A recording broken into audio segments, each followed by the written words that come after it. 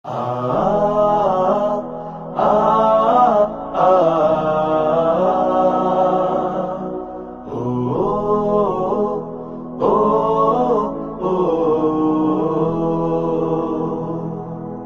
সময় এসেছে সাজাতে হবে এই দিনের বাগান, শুধু হেলায় খেলায় যেন কেটে না যায় সম্ভাবনার ক্ষণ। আজ সময় এসেছে সাজাতে হবে এই দিনের বাগান, শুধু হেলায় খেলায় যেন কেটে না যায় সম্ভাবনার ক্ষণ। আজ সময় এসেছে সাজাতে হবে এই দিনের বাগান, শুধু খেলায় খেলায় যেন কেটে না যায় সম্ভাবনার ক্ষণ। نحمده ونصلي على رسوله الكريم أما بعد فأعوذ بالله من الشيطان الرجيم بسم الله الرحمن الرحيم لقد كان لكم في رسول الله أسوة حسنة لمن كان يرجو الله واليوم الآخر وذكر الله كثيرا صدق الله العظيم رب اشرح لي صدري ويسر لي أمري واحلل عقدة من لساني يفقه قولي মিনার চট্টগ্রাম বিশ্ববিদ্যালয়ের আয়োজনে আজকের এই সিরাত প্রোগ্রামে আপনারা যারা উপস্থিত হয়েছেন তাদের সবাইকে জানাচ্ছি আন্তরিক শুভেচ্ছা এবং মোবারকবাদ। আহলান ওয়া সাহলান ওয়া মারহাবান বিকুম ফি হাযাল লিকা আত-তাইয়িব আল মুবারাক। আমরা শুরুতে আল্লাহ রাব্বুল ইজ্জা ওয়াল জালালের দরবারে শুকরিয়া জ্ঞাপন করছি, যিনি আমাদেরকে আজকের এই চমৎকার সন্ধ্যায়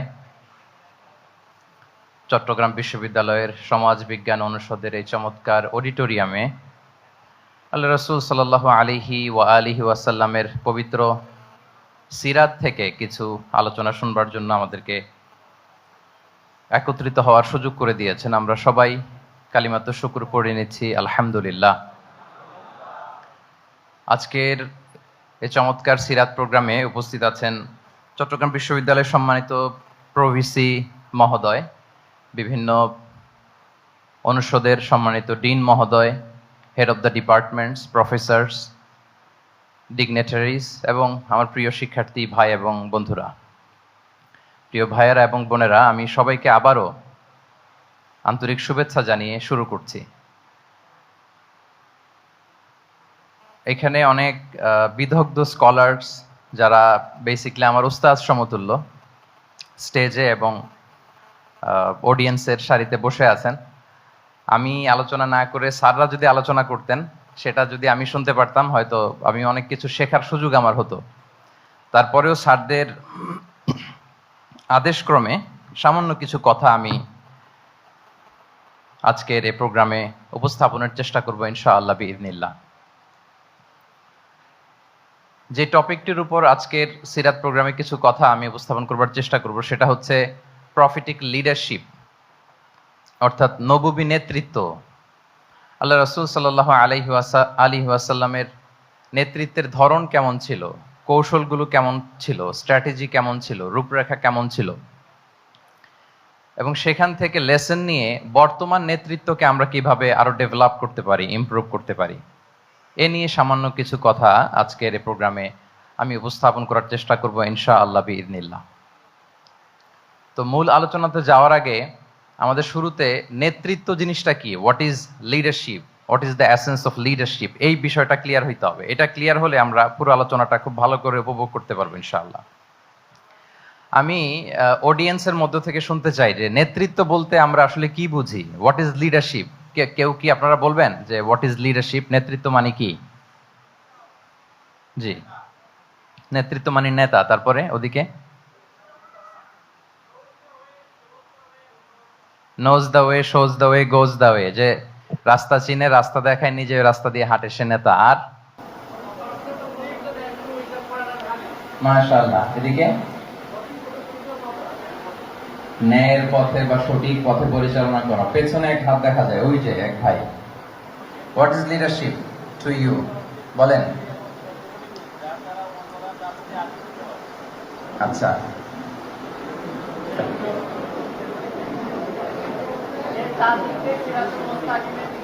সিরাতুল মুস্তাকিমের দিকে নিয়ে যেতে হবে। আর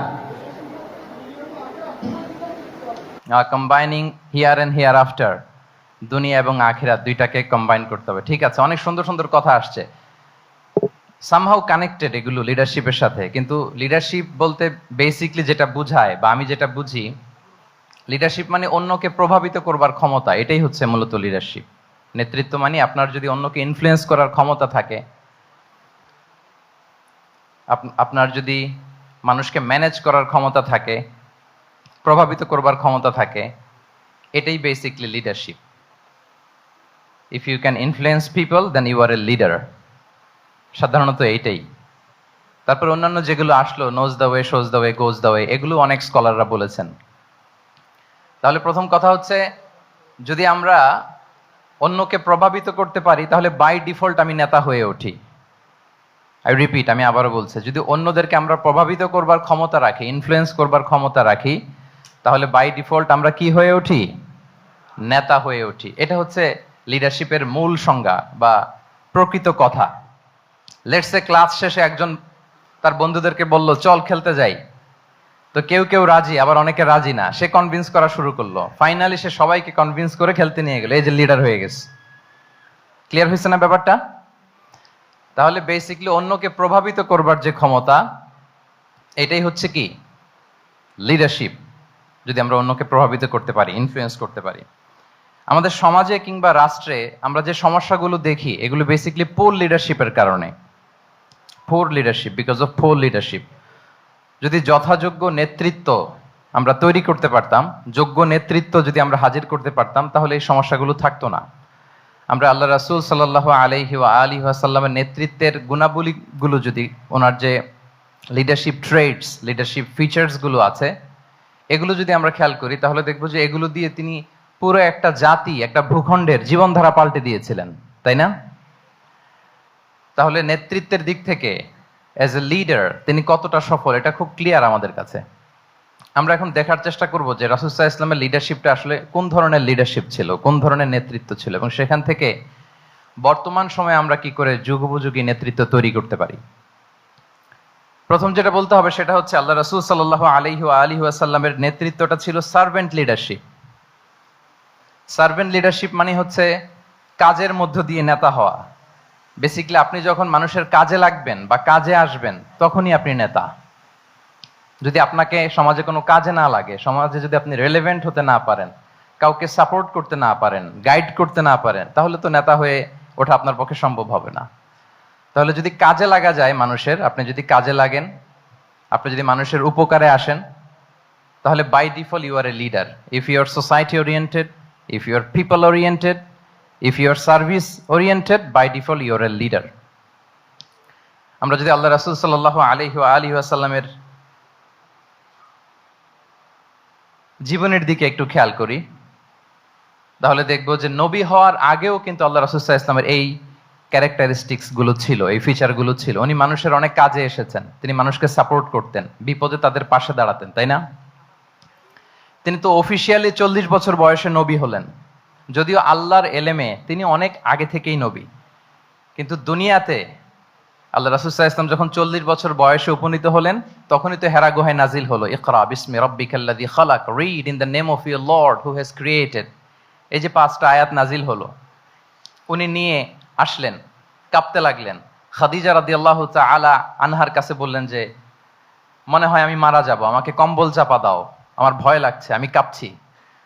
তখন খাদিজা রাদিয়াল্লাহু তাআলা আনহা ওনাকে আশ্বস্ত করলেন, ওয়াল্লাহি লা ইউখজিকাল্লাহু আবাদা, আপনি ভয় পাবেন না, আল্লাহ আপনাকে অপদস্থ করবেন না। ইন্নাকা লা তাসিলুর রাহিমা ওয়া তাসদুকুল হাদিসা, নিশ্চয় আপনি আত্মীয়তার সম্পর্ককে বজায় রাখেন, আপনি সব সময় সত্য কথা বলেন। ওয়া তাহমিলুল কাল্লা, আপনি মানুষের বোঝা বয়ে দেন। ওয়া তাকসিবুল মা'দুমা, যার উপার্জন করার কোনো সক্ষমতা নেই তার জন্য আপনি উপার্জন করেন, তাকে আপনি ফিনান্সিয়াল সাপোর্ট করেন। ওয়া তাকরিউদ দাইফা, আপনি মেহমানকে খাওয়ান। ওয়া তুঈনু আলা নাওয়াইবিল হক, সত্য যেখানে বিপন্ন সেখানে আপনি সত্যের বীর সেনানী হয়ে দাঁড়িয়ে যান। তো এই ফিচার যাদের মধ্যে থাকে, এমন ব্যক্তিত্বকে আল্লাহ তাআলা কখনোই অপমান করতে পারেন না। আপনি চিন্তিত হবেন না, ডোন্ট ওয়ারি অ্যাবাউট ইট, কোনো ভয় নাই, কোনো চিন্তা নাই, আপনি আশ্বস্ত হন। তাহলে দেখেন, এই যে 6টা গুণের কথা খাদিজা রাদিয়াল্লাহু তাআলা আনহা বললেন, এগুলো কিন্তু রাসূল সাল্লাল্লাহু আলাইহি ওয়াসাল্লাম নবী হওয়ার আগের গুণ। অর্থাৎ 40 বছর বয়সে তিনি উপনীত হওয়ার আগেই ওনার এই অভ্যেস ছিল যে উনি অন্যের বোঝা বইয়ে দিতে হেল্প করতেন, মানুষকে সাপোর্ট করতেন। যার উপার্জন করার সুযোগ নাই, ক্ষমতা নাই, তাকে তিনি উপার্জন করে দিতেন, মানে তাকে ফিনান্সিয়ালি সাপোর্ট করতেন, মেহমান খাওয়াতেন। তার মানে নবী হওয়ার আগেই উনি জনকল্যাণমূলক কাজে নিজেকে সম্পৃক্ত রেখেছেন। মানুষকে তিনি সাপোর্ট করতেন, মানুষকে হেল্প করতেন, উনি মানুষের কাজে লাগতেন। আর যে মানুষের কাজে লাগে, মানুষের উপকারে আসে, জনকল্যাণমূলক কাজে নিজেকে সম্পৃক্ত রাখে, বাই ডিফল্ট সে নেতা, বাই ডিফল্ট সে কি নেতা হয়ে যায়। তাহলে to serve before to lead, নেতৃত্ব এটা আসলে পজিশনের সাথে সম্পৃক্ত না, ইটস অল অ্যাবাউট ইনফ্লুয়েন্স। আপনার বাবা নেতা ছিল, আপনি ছেলে, তো আপনি নেতা, এটাকে নেতৃত্ব বলে না। আপনি যদি মানুষকে প্রভাবিত করবার ক্ষমতা হাসিল করেন, মানুষের কাজে আসেন, আপনাকে যদি সমাজে কাজে লাগে, আপনি মানুষকে সাপোর্ট করেন, তখন আপনি নেতা হয়ে ওঠেন। তাহলে রাসূল সাল্লাল্লাহু আলাইহি ওয়াসাল্লামের লিডারশিপটা যদি বুঝতে হয়, প্রথম কথা হচ্ছে ওনার লিডারশিপের প্যাটার্নটা ছিল সার্ভেন্ট লিডারশিপ, মানে সার্ভিস দেওয়ার মধ্য দিয়ে উনি নেতা বনে গেছেন। নবী হওয়ার আগেই ওনার মধ্যে এই ট্রেড ছিল, উনি মানুষকে সার্ভিস দিতেন। আরবিতেও একটা কথা আছে, সাইয়্যিদুল কওমি খাদিমুহুম, মানে যিনি সমাজের নেতা তিনি হবে সমাজের সবচেয়ে বড় খাদেম। যিনি নেতা হবেন তিনি সমাজের সবচেয়ে বড় কি হবেন? খাদেম হবেন। তাহলে রাসূলুল্লাহ সাল্লাল্লাহু আলাইহি ওয়া আলিহি ওয়াসাল্লামের লিডারশিপটা ছিল সার্ভেন্ট লিডারশিপ। আমি টোটাল, যদি সময় আমাকে পারমিট করে, বসার যে সিটিং ক্যাপাসিটি তার চেয়ে শ্রোতা মাশাআল্লাহ অনেক বেশি, সাফোকেটিং হচ্ছে।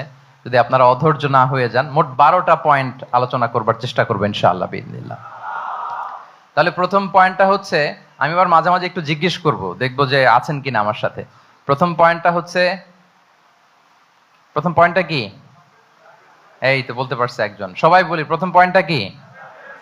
সার্ভেন্ট লিডারশিপ, মানে to serve before to lead. নেতা হওয়ার আগে খাদেম হইতে হবে। কি হইতে হবে? খাদেম হইতে পারলে আপনি বাই ডিফল্ট কি নেতা।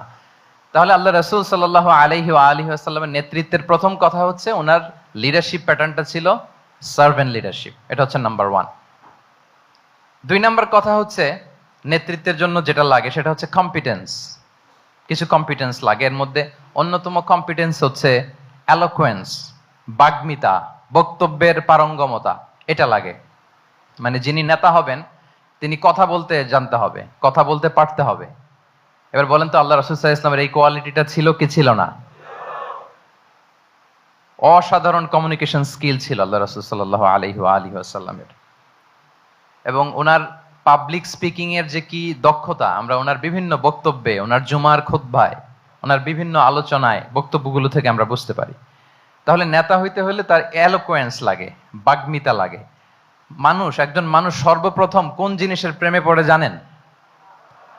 কথার প্রেমে পড়ে। কিসের? কথার প্রেমে পড়ে। কথার ধরন, কণ্ঠস্বর, তার অ্যাটিটিউড, তার শব্দের জাদু, এটা মানুষের হৃদয়কে জয় করে ফেলে। আল্লাহ রাসূল সাল্লাল্লাহু আলাইহি ওয়া আলিহি ওয়াসাল্লাম তিনি নিজেও বলেছেন, ওয়া ইন্না মিনাল বায়ানি লা সিহরা, কিছু কিছু বক্তব্যের মধ্যে জাদু আছে। তো রাসূল সাল্লাল্লাহু আলাইহি ওয়াসাল্লামের এই এলোকোয়েন্স ছিল, এলোকোয়েন্স। তিনি বলতেন, উতিতু জাওয়ামিউল কালিম, আল্লাহ তাআলা আমাকে সর্বমর্ম বাচন ভঙ্গির অধিকারী করেছেন। মানে উনি যেটা বলতেন এটা ছিল very precise in wording but comprehensive in meaning. Precise in wording, শব্দের বিবেচনা এটা খুবই precise and clear, but comprehensive in meaning. এটার যে দোতনা, এটার যে appeal to the heart of the people, to the heart of the listener, এটা অসাধারণ, মানুষের হৃদয়কে জয় করে ফেলতো। আল্লাহু আকবার। তাহলে নেতা হইতে হইলে তার কমিউনিকেশন স্কিল লাগবে। কি বলেন? লাগবে? এখন নেতা আসছে, উনি বক্তব্য করতে পারতেছে না, তাহলে কি নেতা হইতে পারবে?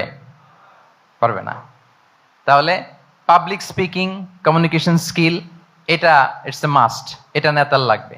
যেমনটি রাসূলুল্লাহ সাল্লাল্লাহু আলাইহি ওয়া আলিহি ওয়াসাল্লামের ছিল। উনি সর্বমর্ম বাচন ভঙ্গির অধিকারী ছিলেন। বলতেন কম, কিন্তু এটার অ্যাপিল ছিল অনেক বেশি, এটার ব্যাখ্যা হয়ে যেত অনেক। রাসূল সাল্লাল্লাহু আলাইহি ওয়াসাল্লামের সবচাইতে বড় ভাষণটি ছিল বিদায় হজের ভাষণ, খুব সম্ভবত। ওই ভাষণের টেক্সটগুলোকে যদি একসাথে করা হয়, আমার মনে হয় 10 মিনিটের বেশি লাগবে না ওই টেক্সটগুলো পড়তে। তার মানে সবচাইতে বড় যে ভাষণ ওনার, ওটা কত ছিল? 10 থেকে 12 মিনিটের ভাষণ ছিল।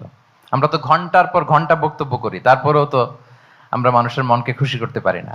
উনি সেই যে 1400 বছর আগে 10 মিনিটের একটা ছোট্ট ভাষণ দিলেন, গোটা বিশ্ব আজও হাবুডুবু খায় ওই ভাষণের ভেতর, ঠিক কিনা বলেন? তাহলে উতিতু জাওয়ামিউল কালিম, আমি সর্বমর্ম বাচন ভঙ্গির অধিকারী। সুবহানাল্লাহ, ভেরি প্রেসাইজ এন্ড ক্লিয়ার। কতটা প্রেসাইজ এন্ড ক্লিয়ার ছিল রাসূল সাল্লাল্লাহু আলাইহি ওয়াসাল্লামের বক্তব্য? আম্মাজান আয়েশা রাদিয়াল্লাহু তাআলা আনহা বলেন, লাউ আদ্দাহুল আদু লা আহসাহু, তিনি যখন বক্তব্য করতেন, কেউ যদি চাইতো যে দেখি কয়টা শব্দ বললেন বক্তব্যে, কয়টা বাক্য বললেন, চাইলে মুহূর্তে গুনে ফেলা যেত সেটা। এত প্রেসাইজ এন্ড ক্লিয়ার বক্তব্য ছিল যে তিনি কয়টা বাক্য ব্যবহার করেছেন, কয়টা শব্দ ইউজ করেছেন এই বক্তব্যে, চাইলে যে কেউ গুনে ফেলতে পারত। এবং তিনি খুবই শুদ্ধ আরবিতে কথা বলতেন, আফসাহুল লিসান ছিলেন। বিশুদ্ধ ভাষায় কথা বলতে পারা এটা অনেক জরুরি। রাসূল সাল্লাল্লাহু আলাইহি ওয়াসাল্লাম অত্যন্ত বিশুদ্ধ আরবিতে কথা বলতেন, এবং বিশুদ্ধ আরবি জানাটা বা বিশুদ্ধ ভাষাটা এত জরুরি যে আল্লাহ তাআলা তার প্রিয় হাবিবকে এই বিশুদ্ধ ভাষা শেখানোর জন্য মায়ের বুকের দুধ খাওয়া থেকে বঞ্চিত রেখেছিলেন। আই রিপিট, আমি আবারও বলছি, বিশুদ্ধ ভাষাটা এত জরুরি যে আল্লাহ তাআলা তার প্রিয় হাবিবকে মায়ের বুকের দুধ থেকে বঞ্চিত রেখেছেন শুধু বিশুদ্ধ ভাষার জন্য। তিনি কিন্তু মায়ের বুকের দুধ খেতে পারেন নাই। হালিমাতু সাদিয়ার সাথে সেই বনু সাদ গোত্রে চলে গিয়েছেন, সেখানে ছিলেন। হালিমাতু সাদিয়া ওনাকে দুধ খাইয়েছেন। এরপরে যখন মরুভূমির চমৎকার পরিবেশে একেবারে বিশুদ্ধ আরবি তিনি শিখেছেন, আবার শিশু মুহাম্মদ সাল্লাল্লাহু আলাইহি ওয়াসাল্লামকে তিনি তার মায়ের কাছে ফিরিয়ে দিয়েছেন। তাহলে চিন্তা করে দেখেন যে বিশুদ্ধ ভাষার জন্য মায়ের বুকের দুধকে স্যাক্রিফাইস করা হয়েছে। আল্লাহু আকবার। তাহলে আম্মাজান আয়েশা রাদিয়াল্লাহু তাআলা আনহা বলতেন, লাউ আদ্দাহুল আদু লা আহসাহু, চাইলে যে কেউ গুনতে পারতো যে তিনি প্রিয় নবীজি কয়টা বাক্য বললেন, কয়টা শব্দ। এত প্রিসাইজ এন্ড ক্লিয়ার ছিল। অন্য বর্ণনায় এসেছে, কানা ইয়াতাকাল্লামু বিকালামিন বাইনাহু ফাসলুন, তিনি এমন ভাবে কথা বলতেন, কথার মাঝখানে মাঝখানে পজ দিতেন। কি দিতেন? পজ দিতেন, মানে একটু থামতেন যাতে করে শ্রোতারা বুঝতে পারে। ইয়াতাকাল্লামু বিকালামিন বাইনাহু ফাসলুন, বলতে বলতে মাঝে মাঝে একটা পজ দিতেন যাতে সবাই বুঝতে পারে। ইয়াহফাযুহু মান জালাসা ইলাই, আশেপাশে যারা বসতো তারা সহজে এটা মুখস্থ করে ফেলতে পারতো। পজ দিয়ে দিয়ে, থেমে থেমে, এত চমৎকার করে ওনার প্রেজেন্টেশন ছিল, বক্তব্য মালাগুলো ছিল, ফলে যারা শুনতেছে ইজিলি মুখস্থ করে ফেলতে পারতো। এবং গুরুত্বপূর্ণ কথা তিনি এমফাসাইজ করতেন, 3 বার বলতেন। একবার তিনি বলতেছেন, আত্তাকওয়া হা হুনা হা হুনা হা হুনা ওয়া ইউশিরু ইলা সাদরিহি 3 মাররাত। তাকওয়াকে তিনি এখানে রেফার করেছেন। আমরা তো মনে করি তাকওয়া সব ঢুকে গেছে এখানে, তাকওয়া ঢুকে গেছে টুপিতে, তাকওয়া ঢুকে গেছে জামাতে, এগুলো তাকওয়ার একটা নমুনা। কিন্তু আল্লাহ রাসূল সাল্লাল্লাহু আলাইহি ওয়াসাল্লাম বলেছেন তাকওয়া এখানে এখানে এখানে, এভাবে 3 বার তিনি ইঙ্গিত করেছেন। গুরুত্বপূর্ণ কথাকে তিনি এভাবে এমফাসাইজ করতেন। মাঝে মাঝে এমন আবেগঘন বক্তব্য উপস্থাপন করতেন, সাহাবারা অশ্রুসিক্ত হতো। ওয়াজিলাত মিনহাল কুলুব যারাফাত মিনহাল উয়ুন, সাহাবারা বলতেন যে আমরা অশ্রুসিক্ত হতাম, আমাদের হৃদয় বিগলিত হতো। এত চমৎকার মর্মস্পর্শী বক্তব্য তিনি করতেন। এটা প্রেক্ষাপটের আলোকে। আবার যুদ্ধের ময়দানে যখন কমান্ড করতেন তখন আলা সাউতু ওয়াশতাদ্দা গাদাবু, তিনি রেগে যেতেন, উঁচু কণ্ঠে তিনি কথা বলতেন, মনে হচ্ছে একজন সেনাবাহিনীর কমান্ডার তার ব্যাটালিয়নকে কমান্ড করছেন। আল্লাহু আকবার। তাহলে বক্তব্যের যত দিক হতে পারে, স্লো মোশনে, খুব তেজস্বী বক্তব্য, খুব জ্বালাময়ী বক্তব্য, আবার মর্মস্পর্শী বক্তব্য, সব ধরনের বক্তব্য তিনি করতেন। সুবহানাল্লাহ। তাহলে এলোকোয়েন্স, 2 নাম্বার হচ্ছে এলোকোয়েন্স। কম্পিটেন্সের খুব গুরুত্বপূর্ণ একটা অংশ হচ্ছে এলোকোয়েন্স, বাগ্মিতা। এটা একজন নেতার থাকা চাই। কি বলেন? একজন নেতার এরকম বক্তব্য দিতে জানতে হবে না? আল্লাহ রাসূল সাল্লাল্লাহু আলাইহি ওয়া আলিহি ওয়াসাল্লাম তিনি ঠিক এইভাবে বক্তব্য করতেন। মাঝে মাঝে তিনি ইমোশনাল ইন্টেলিজেন্স ইউজ করতেন, মানে আবেগ অনুভূতিকে নাড়িয়ে দিয়ে শ্রোতাকে প্রভাবিত করে ফেলা। স্পিরিচুয়াল ইন্টেলিজেন্স বা ইমোশনাল ইন্টেলিজেন্স তিনি বক্তব্যের মধ্যে ব্যবহার করতেন। এমন ভাবে তিনি নাসিহাত করতেন, এমন ভাবে কথা বলতেন, মানুষের আবেগ অনুভূতিকে তিনি নাড়িয়ে দিতেন। আল্লাহু আকবার। ছোট্ট একটা উদাহরণ এখানে আমি হাজির করি। আপনারা হুনাইনের যুদ্ধের কথা নিশ্চয়ই শুনেছেন। কত হিজরিতে হয়েছিল? হ্যাঁ, আজকে তো অনেক পুরস্কার বিজয়ীদেরকে দেখলাম আমরা, মাশাআল্লাহ। কত? অষ্টম হিজরি, তার মানে মক্কা বিজয়ের ইমিডিয়েট পরেই, কয়েক সপ্তাহ পরেই তো হুনাইনের যুদ্ধ হয়েছিল। তো এই হুনাইনের যুদ্ধে অনেক ওয়ার বুটিজ মুসলমানদের করতলগত হয়েছিল, মানে অনেক গানিমাত, অনেক সম্পদ ওনারা যুদ্ধ শেষে যুদ্ধলব্ধ সম্পদ হিসেবে পেয়েছিলেন। 24,000 উট। কত উট? 24,000 উট, প্রায় 40,000 ভেড়া। এত পরিমাণ গনিমত যখন রাসূল সাল্লাল্লাহু আলাইহি ওয়াসাল্লাম পেলেন, তিনি এগুলো বন্টন করতে শুরু করলেন। কিন্তু রাসূল সাল্লাল্লাহু আলাইহি ওয়াসাল্লাম তিনি বন্টন করতে যে আনসারী সাহাবীদেরকে, অর্থাৎ মদিনার যে সাহাবারা, তাদেরকে কিছুই দিলেন না, বরং তিনি মক্কার সাহাবাদেরকে দিলেন, অন্যান্য গোত্রের লোকদেরকে দিলেন, আশেপাশের সবাইকে দিলেন, কিন্তু দিলেন না কাদেরকে?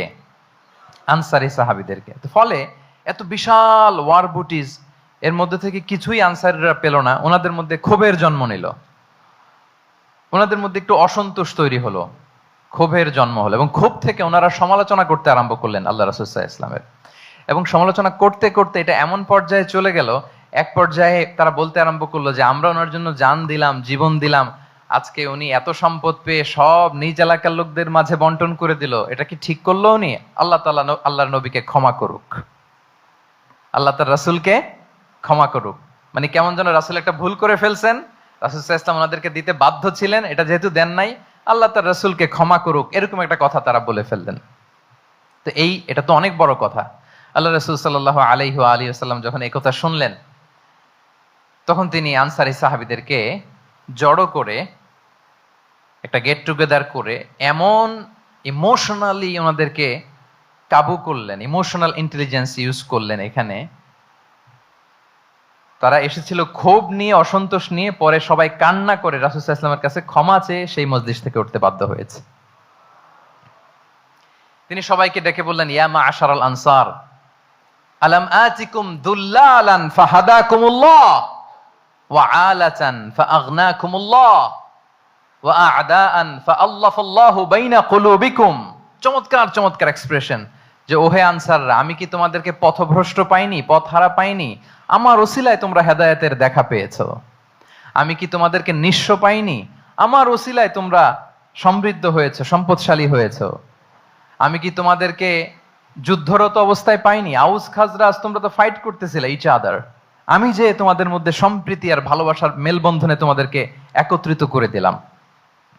আওয়াজাতুম ফি আনফুসিকুম ফি লুআআতিম মিনাদ দুনিয়া, আর দুনিয়ার সামান্য কিছু জিনিসের কারণে তোমরা মনে কষ্ট পাচ্ছ, যেটা দিয়ে আমি কিছু মুসলিমদের হৃদয়কে আকৃষ্ট করছিলাম। তা আল্লাফতু বিহা কওমান লিউসলিমু ওয়া ওয়াকালতুকুম ইলা ইসলামিকুম, আমি কিছু মুসলিমদেরকে এগুলো দিয়ে তাদের হৃদয়টাকে ইসলামের প্রতি আরো অ্যাট্রাক্টেড করতেছিলাম, আর তোমাদেরকে তোমাদের ইসলামের উপরই আমি ছেড়ে দিয়েছি। আমি জানি আমার আনসাররা, তাদের হৃদয়ে যে ইসলাম আছে এটাই তাদের জন্য যথেষ্ট। আমা তারদাউনা আইয়াযহাবান নাসু বিশ-শাতি ওয়াল বাঈর ওয়া তারজিউনা বিরাসূলিল্লাহি ফি রিহালিকুম, won't you be happy that people go back to their country with sheep and camel and you go back to your country with Rasulullah? আল্লাহু আকবার। তোমরা কি এতে খুশি হবে না? মানুষ উট আর ভেড়া নিয়ে তাদের এলাকায় ফিরবে, আর তোমরা আল্লাহর রাসূলকে নিয়ে তোমাদের এলাকায় ফিরবে। এরকম একটার পর একটা ইমোশনালি রাসূল সাল্লাল্লাহু আলাইহি ওয়াসাল্লাম যখন আনসার সাহাবীদেরকে কাবু করতে লাগলেন, ওনারা এমন ভাবে কান্নার রোল জুড়ে দিল, এমন ভাবে অনুতপ্ত হলো, কাঁদতে শুরু করলো। পরে এরা বলতে আরম্ভ করলো, আমি তো দুই একটা বাক্য বললাম, লম্বা চূড়া মন মাতানো বক্তব্য, হৃদয় স্পর্শী বক্তব্য। তারা বললো, ইয়া রাসূলুল্লাহ, আমরা শুধু আপনাকে পেয়েই খুশি। রাসূল সাল্লাল্লাহু আলাইহি ওয়াসাল্লাম বলেন, গোটা বিশ্বের মানুষ যদি এই পথ ধরে আর আনসারীরা যদি এই পথ ধরে, আমি এই পথ ছেড়ে দিয়ে আনসারীদের পথে হাঁটবো। আল্লাহ তুমি আনসারদের ক্ষমা করো, তাদের সন্তানদের ক্ষমা করো, তাদের নাতিদেরকে ক্ষমা করো। এভাবে মর্মস্পর্শী বক্তব্য যখন ইমোশনাল ইন্টেলিজেন্স দিয়ে যখন রাসূল সাল্লাল্লাহু আলাইহি ওয়াসাল্লাম বললেন, সব আনসারী সাহাবারা কাঁদতে আরম্ভ করলেন। সবাই ফাবাকাল কওমু হাত্তা আখদালু লুহাহুম, তাদের প্রত্যেকের দাড়ি ভিজে গেল, এমন কান্না জুড়ে দিল। আল্লাহু আকবার। তাহলে এটা ছিল রাসূল সাল্লাল্লাহু আলাইহি ওয়াসাল্লামের বক্তব্যের মাধ্যমে শ্রোতাদের মাঝখানে প্রভাব সৃষ্টি করার ক্ষমতা। চিন্তা করতে পারেন, হৃদয় কেঁপে ওঠে না এই কথা শুনলে? Won't you be happy people go back to their home with sheep and camel and you take the messenger of Allah with you? মানুষ ছাগল ভেড়া নিয়ে ফিরতেছে, তোমরা তো আল্লাহর নবীকে নিয়ে ঘরে ফিরতেছো। আল্লাহু আকবার।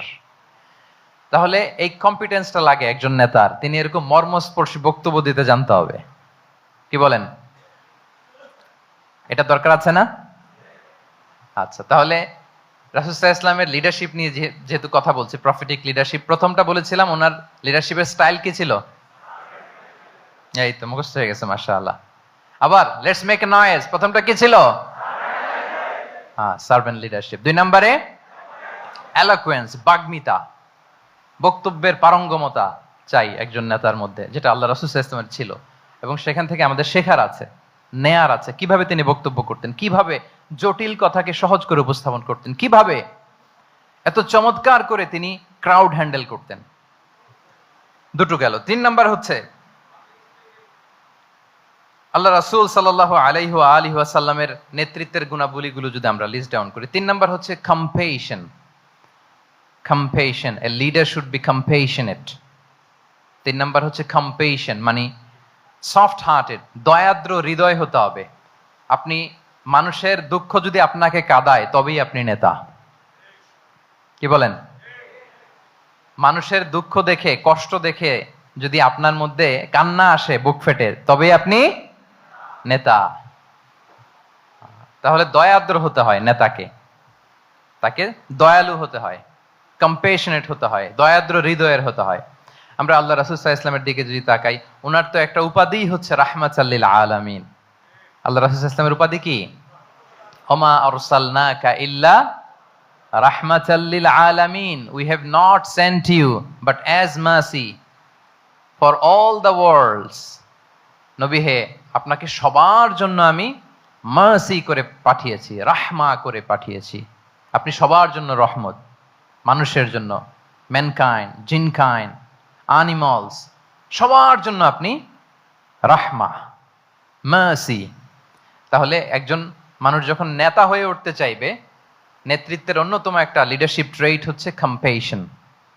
অন্যের ব্যথায়, অন্যের দুঃখে তার কান্না আসতে হবে। সফট হার্টেড হইতে হবে তাকে, মাঝে মাঝে দয়াদ্র হৃদয়ের হতে হবে, তবেই সে নেতা। রাসূল সাল্লাল্লাহু আলাইহি ওয়াসাল্লাম কতটা দয়াদ্র ছিল, আল্লাহ তাআলা অন্য আয়াতে বলছেন, ফাবিমা রাহমাতিম মিনাল্লাহি লিনতা লাহুম ওয়ালাউ কুনতা ফাযযান গালিযাল কলবি লানফাদ্দু মিন হাওলিক। নবী হে, আল্লাহর অশেষ অনুগ্রহে আপনি খুব কোমল ভাষী হয়েছেন, কোমল হৃদয়ের হয়েছেন। লিনতা লাহুম, সবার জন্য আপনি সফট হার্টেড হয়েছেন আল্লাহর অনুগ্রহে। যদি আপনি সফট হার্টেড না হয়ে আপনি যদি কঠোর হৃদয়ের অধিকারী হতেন, তাহলে এখন লোকেরা যেমনি আপনাকে ঘিরে রাখে, আপনার চারিপাশে সবাই ঘিরে রাখতো না। আল্লাহু আকবার। সাহাবারা সব সময় রাসূল সাল্লাল্লাহু আলাইহি ওয়াসাল্লামের সঙ্গ পেতে চাইতো, অ্যাকম্পানি চাইতো, ঘিরে রাখতো। এমনকি অনেক সাহাবীর ঘরে ভালো না লাগলে রাসূল সাল্লাল্লাহু আলাইহি ওয়াসাল্লামের কাছে চলে আসতো। এমনকি অনেক সাহাবী বলতেন যে আমার পেটে ক্ষুধা লাগলেই আমি রাসূলের কাছে যেতাম, কারণ রাসূলের চেহারা দেখলে আমার পেটের ক্ষুধা উধাও হয়ে যেত। ফাবিমা রাহমাতিম মিনাল্লাহি লিনতা লাহুম, নবী হে, আল্লাহর অনুগ্রহে আপনি কোমল ভাষী হয়েছেন। তাহলে কোমল হৃদয়ের হওয়া, সফট হার্টেড হওয়া, দয়াদ্র চিত্তের হওয়া, এটা অন্যতম একটা লিডারশিপ ট্রেট। এত দয়াদ্র ছিলেন, আল্লাহ তাআলা বলছেন, ফালাআল্লাকা বাখিউন নাফসাকা আলা আসারিহিম ইল্লাম ইউমিনু বিহাযাল হাদীসি আসাফা। রাসূল সাল্লাল্লাহু আলাইহি ওয়াসাল্লাম বারবার মক্কার কুরাইশদের কাছে যেত, বারবার কাফিরদের কাছে যেত, যেন তারা ঈমান আনে, যেন তারা খারাপ রাস্তা ছেড়ে দিয়ে ভালো রাস্তায় আসে। বারবার চিন্তা করতো যে ইস, কেন তারা লা ইলাহা পড়ে না, কেন তারা সত্যের পথে ফিরে আসে না। হায় রে, একটুর জন্য তো তারা, সামান্য আমার কথাটা শুনলেই তো বেঁচে যেত, ইস একটু আমার কথা মানলেই তো জাহান্নাম থেকে বেঁচে যেত। এরকম অস্থির হয়ে তাদের পেছনে ছুটতেন। আল্লাহ তাআলা বলেছেন, নবী হে, আপনি ওদের পেছনে ছুটতে ছুটতে আপনি তো নিজেকেই শেষ করে দিবেন। বাখিউন নাফসাক, আপনি তো নিজের দিকে খেয়াল করছেন না, নিজের শরীরের দিকে খেয়াল করছেন না, নিজের স্বাস্থ্যের দিকে, সময়ের দিকে, আপনি পাগল পাড়া হয়ে তাদেরকে বাঁচানোর জন্য ছুটছেন। তাহলে কতটা দয়াদ্র, কোমল হৃদয়ের অধিকারী হলে যে কাফেররা রাসূল সাল্লাল্লাহু আলাইহি ওয়াসাল্লামকে ফিজিক্যালি, মেন্টালি এমন কোনো টর্চার নেই করে নাই, তাদের পিছনে পিছনে ছুটতেন তিনি। হায় রে, একটু যদি ইমানের রাস্তায় আনা যায়, কোনোভাবে যদি তাদেরকে বুঝিয়ে কনভিন্স করা যায়। তাহলে কম্প্যাশনেট, দয়ালু হওয়া, এটা নেতৃত্বের অন্যতম একটা গুণ। আপনার হৃদয়ে দয়া থাকতে হবে, মায়া থাকতে হবে সবার জন্য, কারণ নেতা তিনি তো সবার। লেটস সে বাংলাদেশের যিনি প্রধানমন্ত্রী হবেন, আরো রেলেভেন্ট হয়ে যাচ্ছে এখন কথা, সামনে তো নির্বাচন আসতেছে, সো কেউ না কেউ তো প্রধানমন্ত্রী হবে। তো উনি যখন প্রধানমন্ত্রী হবে ধরেন, তো উনি কি শুধু ওনার দলের প্রধানমন্ত্রী হবেন? তাহলে উনি 18 কোটি মানুষের প্রধানমন্ত্রী হবেন, ঠিক কিনা বলেন? তাহলে সবার জন্য ওনার হৃদয়ে দয়া ভালোবাসা এটা থাকার দরকার আছে না নাই? তিনি সবার প্রতি কোমল হৃদয়ের হইতে হবে, দয়াদ্র হইতে হবে। প্রধানমন্ত্রী উনি শুধু নিজ দলের প্রধানমন্ত্রী নন, 18 কোটি মানুষের প্রধানমন্ত্রী। তাহলে সফট হার্টেড হইতে হবে। রাসূল সাল্লাল্লাহু আলাইহি ওয়াসাল্লামের মধ্যে এটা ছিল। সবসময় তিনি মাজলুমদের পাশে থাকতেন। আপনারা হিলফুল ফুজুলের কথা জানেন। ওনার বয়স যখন 35, ইয়ামানের এক ব্যবসায়ী আসছিল মক্কায় ব্যবসা করতে। পণ্য বিক্রির পরে আস ইবনে ওয়াইল নামে এক দুষ্ট জালেম, সে পণ্য নিয়ে বলে, আমরা এই এলাকার লোক, আমরা দাম দিব না, কি করতে পারো করো। এই লোক কান্না জুড়ে দিল। তার কান্না দেখে রাসূল সাল্লাল্লাহু আলাইহি ওয়াসাল্লামের হৃদয়ে দয়া হলো। তিনি ওনার চাচা জুবাইর ইবনে আব্দুল মুত্তালিব সহ ওনার মতো যারা ইয়াং স্টার আছে সবাইকে নিয়ে একটা সংঘ করলেন। এটাই তো হালাফুল ফুদুল, মূলত নাম হচ্ছে হালাফুল মুত্তাইয়িবিন। জাহিলি যুগে ওনাদের প্রথা ছিল, কোনো একটা ভালো কাজে কেউ যখন এক হতো, রং ভর্তি বালতির ভেতরে হাত ঢুকিয়ে তারা পাথরের মধ্যে ওই হাতের ছাপ দিত, সবাই ওইখানে ছাপ দিত। ফলে কাইন্ড অফ কভেনেন্ট, এটা একটা চুক্তির মতো, যে আমরা চুক্তিবদ্ধ হলাম, এগ্রিমেন্ট করলাম যে আমরা সবাই এক। তো রাসূল সাল্লাল্লাহু আলাইহি ওয়াসাল্লাম ওনার মতো ইয়াংস্টারদেরকে নিয়ে এই হালাফুল মুত্তাইয়িবিন বা হালাফুল ফুদুল করেছেন। এবং এটার মূল কথা ছিল, মূল স্লোগান ছিল, নাহনু মাআল মাজলুম দিদ্দা যালিম, আমরা সবসময় মাজলুমের পক্ষে থাকবো, জালিমের বিপক্ষে। এটা ছিল হিলফুল ফুজুলের কি মূল শিক্ষা। এভাবে সব সময় তিনি মাজলুমদের সাথে ছিলেন। শ্রমিক সাহাবীদেরকে বড্ড ভালোবাসতেন, শ্রমজীবীদেরকে বড্ড ভালোবাসতেন। এমনকি বিদায় হজের মতো এরকম গুরুত্বপূর্ণ ভাষণও শ্রমজীবীদের কথা বাদ যায়নি, গরিবদের কথা বাদ যায়নি। আরিকাআকুম আতঈমুহুম মিম্মা তাআকুলুন ওয়ালবাসুহুম মিম্মা তালবাসুন।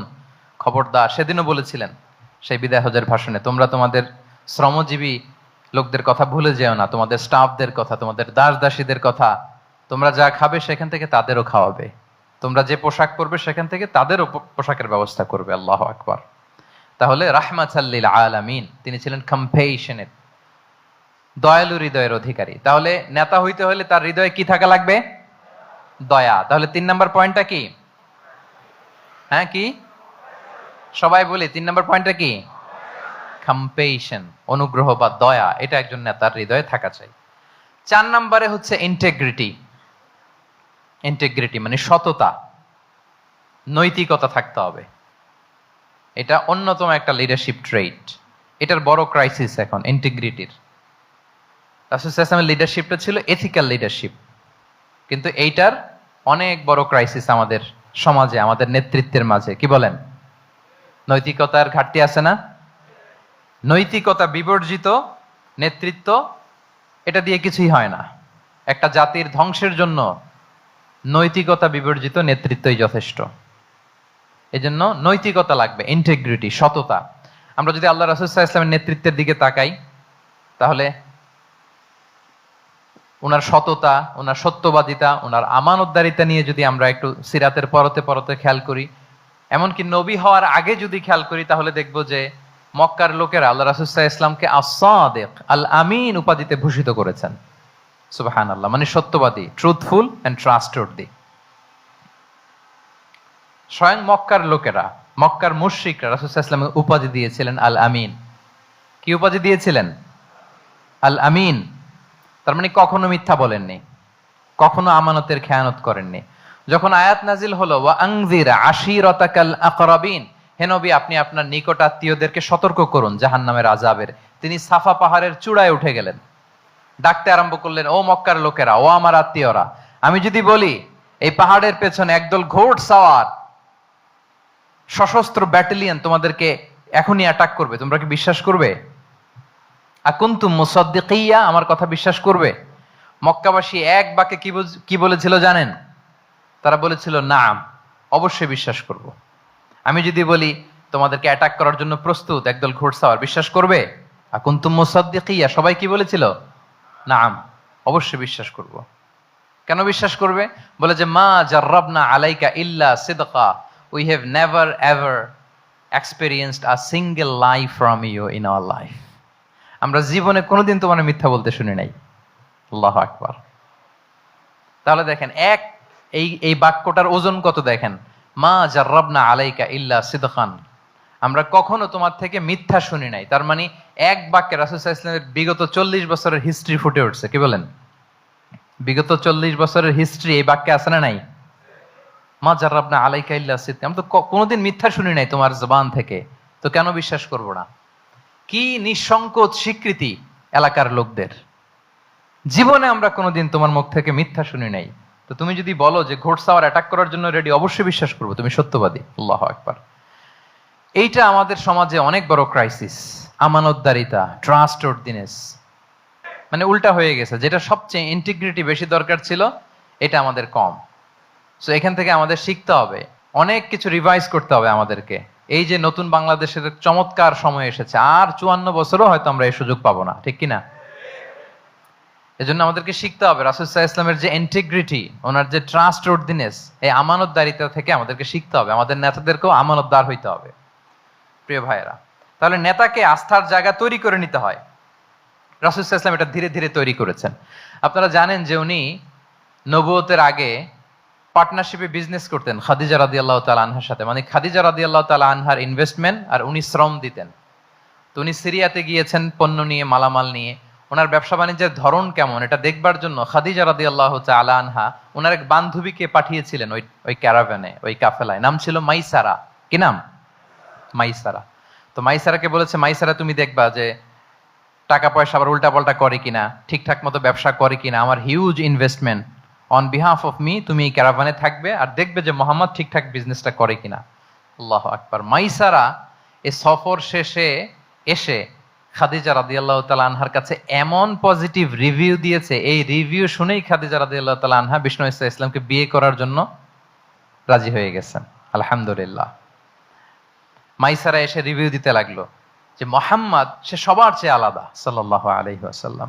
তার ওঠা বসা, তার চলন বলন, তার কথন, তার ডিলিংস, তার লেনদেন সব আলাদা, অসাধারণ তিনি। আল্লাহু আকবার, তিনি অসাধারণ।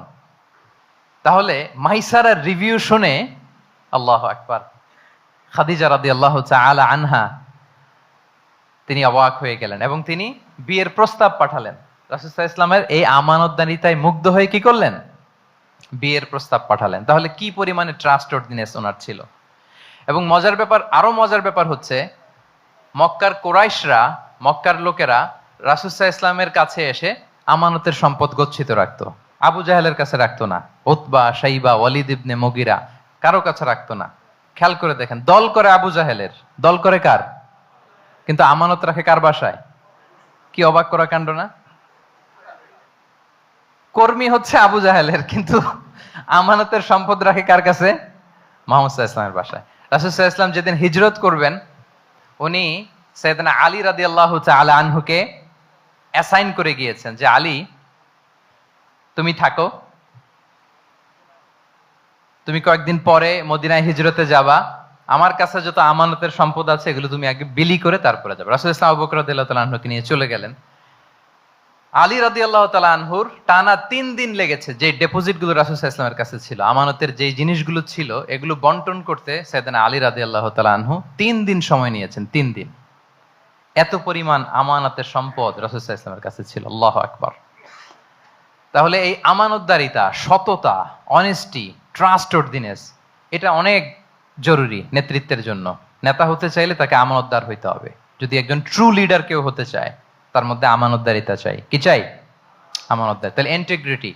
4 নাম্বার পয়েন্ট কি ছিল? ইন্টিগ্রিটি। আপনারা বোরিং হচ্ছেন না তো? কষ্ট হচ্ছে? আচ্ছা, 5 নাম্বারে হচ্ছে good interaction with followers. Good interaction with followers মানে নেতার তার ফলোয়ারের সাথে কি লাগবে? ভালো ইন্টারেকশন লাগবে, সুন্দর একটা সম্পর্ক লাগবে, ভালো বোঝাপড়া চাই। একজন ভালো নেতৃত্বের বৈশিষ্ট্য হচ্ছে নেতা তার ফলোয়ারের সাথে কি করবে? ইন্টারেক্ট করবে। এখানেই বস আর লিডারের মধ্যে পার্থক্য। বস কি করে? খালি হুকুম, অর্ডার করে শুধু। বসের কাজ হচ্ছে এই ডুজ এন্ড ডোন্টস বলে দেয়, এইটা করা যাবে ওইটা করা যাবে, মানে অর্ডার করে, ডিরেক্ট করে। কিন্তু লিডার কি করে? গাইড করে, মেন্টরিং করে, ইন্সপায়ার করে, মোটিভেট করে। So here is the difference between leader and boss. তাহলে বসই হওয়া যাবে না, নেতা হইতে চাইলে বসই হওয়া যাবে না। You have to interact with your followers. আপনার ফলোয়ারের সাথে ইন্টারাকশন লাগবে, তবেই আপনি নেতা। আমরা দেখি রাসূল সাল্লাল্লাহু আলাইহি ওয়াসাল্লামের কেমন ইন্টারাকশন ছিল। রাসূল সাল্লাল্লাহু আলাইহি ওয়াসাল্লাম যে কোনো বড় ডিসিশনে সাহাবাদের সাথে কনসালটেশন করতেন, পরামর্শ করতেন, তারপরে সিদ্ধান্ত নিতেন। ওয়াশাবিরহুম ফিল আমর, এই আয়াতের ভিত্তিতে তিনি সবার সাথে কি করে নিতেন? সাহাবাদের সাথে পরামর্শ করে নিতেন। আপনারা দ্বিতীয় হিজরির যে বদরের যুদ্ধের কথা জানেন, বদরের প্রান্তরটা মদিনা থেকে প্রায় 130 কিলো দক্ষিণ পশ্চিমে। তো ওখানে গেলেন মদিনা থেকে তিনি, যাওয়ার পরে এক জায়গায় তিনি সেনা ক্যাম্প স্থাপন করলেন। স্থাপন করার পরে হাব্বাব ইবনুল মুনজির রাদিয়াল্লাহু তাআলা আনহু তিনি জিজ্ঞেস করলেন, ইয়া রাসূলুল্লাহ, এই যে আপনি এই জায়গায় বদরের প্রান্তরে সেনা শিবির স্থাপন করলেন, সেনা ক্যাম্প স্থাপন করলেন, এটা কি আল্লাহর দেখিয়ে দেয়া কোনো জায়গা নাকি আপনার ইচ্ছায়?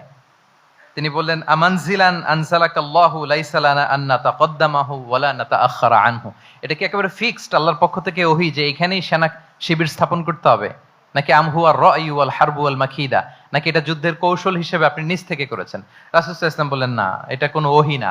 আমার কাছে মনে হয়েছে, আমার যে অ্যানালিসিস, আমার মনে হয়েছে বদরের যুদ্ধে এখানেই আমাদের পজিশনিংটা হইলে ভালো হয়।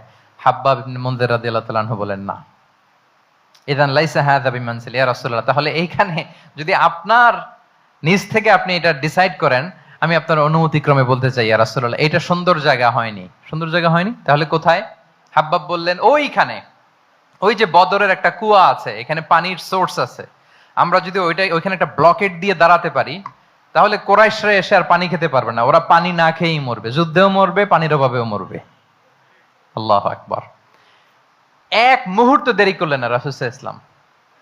এই অপিনিয়ন পাওয়ার সাথে সাথেই বললেন, এই সেনা ক্যাম্প এখান থেকে উঠে হাব্বাব যেখানে বলেছে ওইখানে যে সেনা শিবির স্থাপন করো। এক সেকেন্ডও দেরি করেন নাই। তাহলে কোনো ইগোইস্টিক ঝামেলা ছিল না, ভেরি অ্যাকোমোডেটিভ ছিলেন রাসূল সাল্লাল্লাহু আলাইহি ওয়াসাল্লাম। আমরা অনেক সময় নতুন কোনো কথা শুনলে, কোনো রিফর্ম শুনলে, শ্রোতাদের মধ্যে থেকে কিছু একটা শুনলে আটকে উঠি, চেঞ্জ করতে চাই না, রিজিড হয়ে থাকে। এই রিজিডিটি রাসূল সাল্লাল্লাহু আলাইহি ওয়াসাল্লামের মধ্যে ছিল না, ভেরি অ্যাকোমোডেটিভ ছিলেন, ইজিলি ওপেন আপ করতে পারতেন। মুহূর্তেই বলেন, ঠিক আছে, আমি যেখানে করেছি আসলে ঠিক হয়নি, হাব্বাব যেখানে বলেছে সবাই ওখানে যে সেনা ক্যাম্প স্থাপন করো। আল্লাহু আকবার। উনি চাইলে বলতে পারতেন, এই হাব্বাব, তুমি কি আমার চেয়ে বেশি বুঝো? আমি তো নবী, তুমি আমার উম্মাহ, আমার কাছে ওহী আসে। কোন ধরনের আর্গুমেন্টে না, যে সরাসরি রাসূল সাল্লাল্লাহু আলাইহি ওয়াসাল্লাম এটাকে মেনে নিলেন। আল্লাহু আকবার। তাহলে এই যে ইন্টারাকশন, দেখেন কত চমৎকার ইন্টারাকশন ছিল সাহাবীদের সাথে রাসূলুল্লাহ সাল্লাল্লাহু আলাইহি ওয়া আলিহি ওয়াসাল্লামের। তাহলে good interaction with your followers, এটা জরুরি। আমরা যদি খন্দকের ঘটনা দেখি, খন্দকের যে পরীক্ষা খনন করা হয়েছিল, এটা কিন্তু কোনো মদিনার বা মক্কার কোনো আরাবিয়ান সাহাবাদের কাছ থেকে এই পরামর্শ আসেনি। এসেছে কার কাছ থেকে? সালমান আল ফারিসি। বাড়ি কই? সেই ইরান, ইয়ামান না, ইরানে। উনি হি ওয়াজ পার্সিয়ান, উনি ইরান থেকে আসছে। ফারিসি, সালমান আল ফারিসি, পারস্য থেকে আসা। ওনার কথা অনুযায়ী তিনি বলেছেন সালমানু মিন্না আহলাল বাইত, ওনাকে আহলে বাইতের স্ট্যাটাস তিনি দিয়েছেন। আল্লাহু আকবার। তাহলে ইজিলি তিনি সাহাবীদের কাছ থেকে চমৎকার অপিনিয়ন আসলে সেটাকে পিক করতেন এবং তাদের সাথে চমৎকার ইন্টারাকশন ছিল। সাহাবীদের সাথে, ফলোয়ারদের সাথে ওনার কতটা গভীর ইন্টারাকশন ছিল, ছোট্ট একটা হাদিস বলে, হাদিসটা সহিহ, মুসনাদে আহমদ ইবনে হাম্বলে এসেছে। আমি এই পয়েন্টটা শেষ করছি। রাসূল সাল্লাল্লাহু আলাইহি ওয়াসাল্লামের যুগে এক সাহাবী ছিল, তার নাম ছিল জাহির ইবনে হারাম আল আশজাঈ। জাহির, সাহাবীর নাম কি? সবাই বলুন, কি নাম? জাহির রাদিয়াল্লাহু তাআলা। উনি মদিনায় থাকতেন না, উনি মরুপল্লীতে থাকতেন, মানে বেদুইন ছিলেন আর কি। মদিনা তো শহর, সিটি, উনি সিটিতে থাকতেন না, উনি থাকতেন মরুপল্লীতে। ওখানে তিনি অর্গানিক ফলমূল, শাকসবজি চাষ করতেন। রাসূল সাল্লাল্লাহু আলাইহি ওয়াসাল্লাম ওনার এই অর্গানিক ফলমূল আর শাকসবজি খুব পছন্দ করতেন। ফলে উনি প্রায় সেই মরুপল্লী থেকে রাসূল সাল্লাল্লাহু আলাইহি ওয়াসাল্লামের জন্য অর্গানিক ফ্রেশ ফ্রুট আর শাকসবজি মদিনায় নিয়ে আসতেন এবং এগুলো ফ্রিতে দিতেন রাসূল সাল্লাল্লাহু আলাইহি ওয়াসাল্লামকে অ্যাজ এ গিফট। উপহার হিসেবে রাসূল সাল্লাল্লাহু আলাইহি ওয়াসাল্লামকে মরুপল্লী থেকে চাষ করে আনা ফলমূল, শাকসবজি দিতেন। আর কিছু শাকসবজি, ফলমূল তিনি মদিনার বাজারে বিক্রি করতেন। তো একবার তিনি এসে রাসূল সাল্লাল্লাহু আলাইহি ওয়াসাল্লামকে অর্গানিক এই ফ্রুটগুলো দিয়ে বাকিগুলো মদিনার বাজারে বিক্রি করতেছেন। রাসূলুল্লাহ সাল্লাল্লাহু আলাইহি ওয়া আলিহি ওয়াসাল্লাম বাজার ভ্রমণে গেলেন, যে দেখে ওই তো জাহের, উনি আবার কানা রজুলান দামিমান, একটু কুৎসিত দেখতে, একটু খাটো কুৎসিত শ্যামবর্ণের ছিলেন। তো ওনাকে দেখেই রাসূল সাল্লাল্লাহু আলাইহি ওয়াসাল্লাম পিছন থেকে এরকম ঝাপটে ধরলেন, পিছন থেকে হাক করলেন আর কি। তো পিছন থেকে যখন ঝাপটে ধরলেন, উনি তো আর দেখতে পারতেছেন না কে ধরলো। উনি বলে মান হাদা আরসিলনি, এই ছাড়ো ছাড়ো, কে কে, এই কোন লোক আমারে ধরলো, ছাড়ো ছাড়ো করে অস্থির। যখন পিছনে ফিরে দেখে আল্লাহ রাসূল সাল্লাল্লাহু আলাইহি ওয়াসাল্লাম, এখন আর ছাড়াছাড়ি করে না, এখন ওনার পিঠটা রাসূল সাল্লাল্লাহু আলাইহি ওয়াসাল্লামের বুক মোবারকের দিকে আরো লাগাই দিচ্ছে এইভাবে। সুবহানাল্লাহ।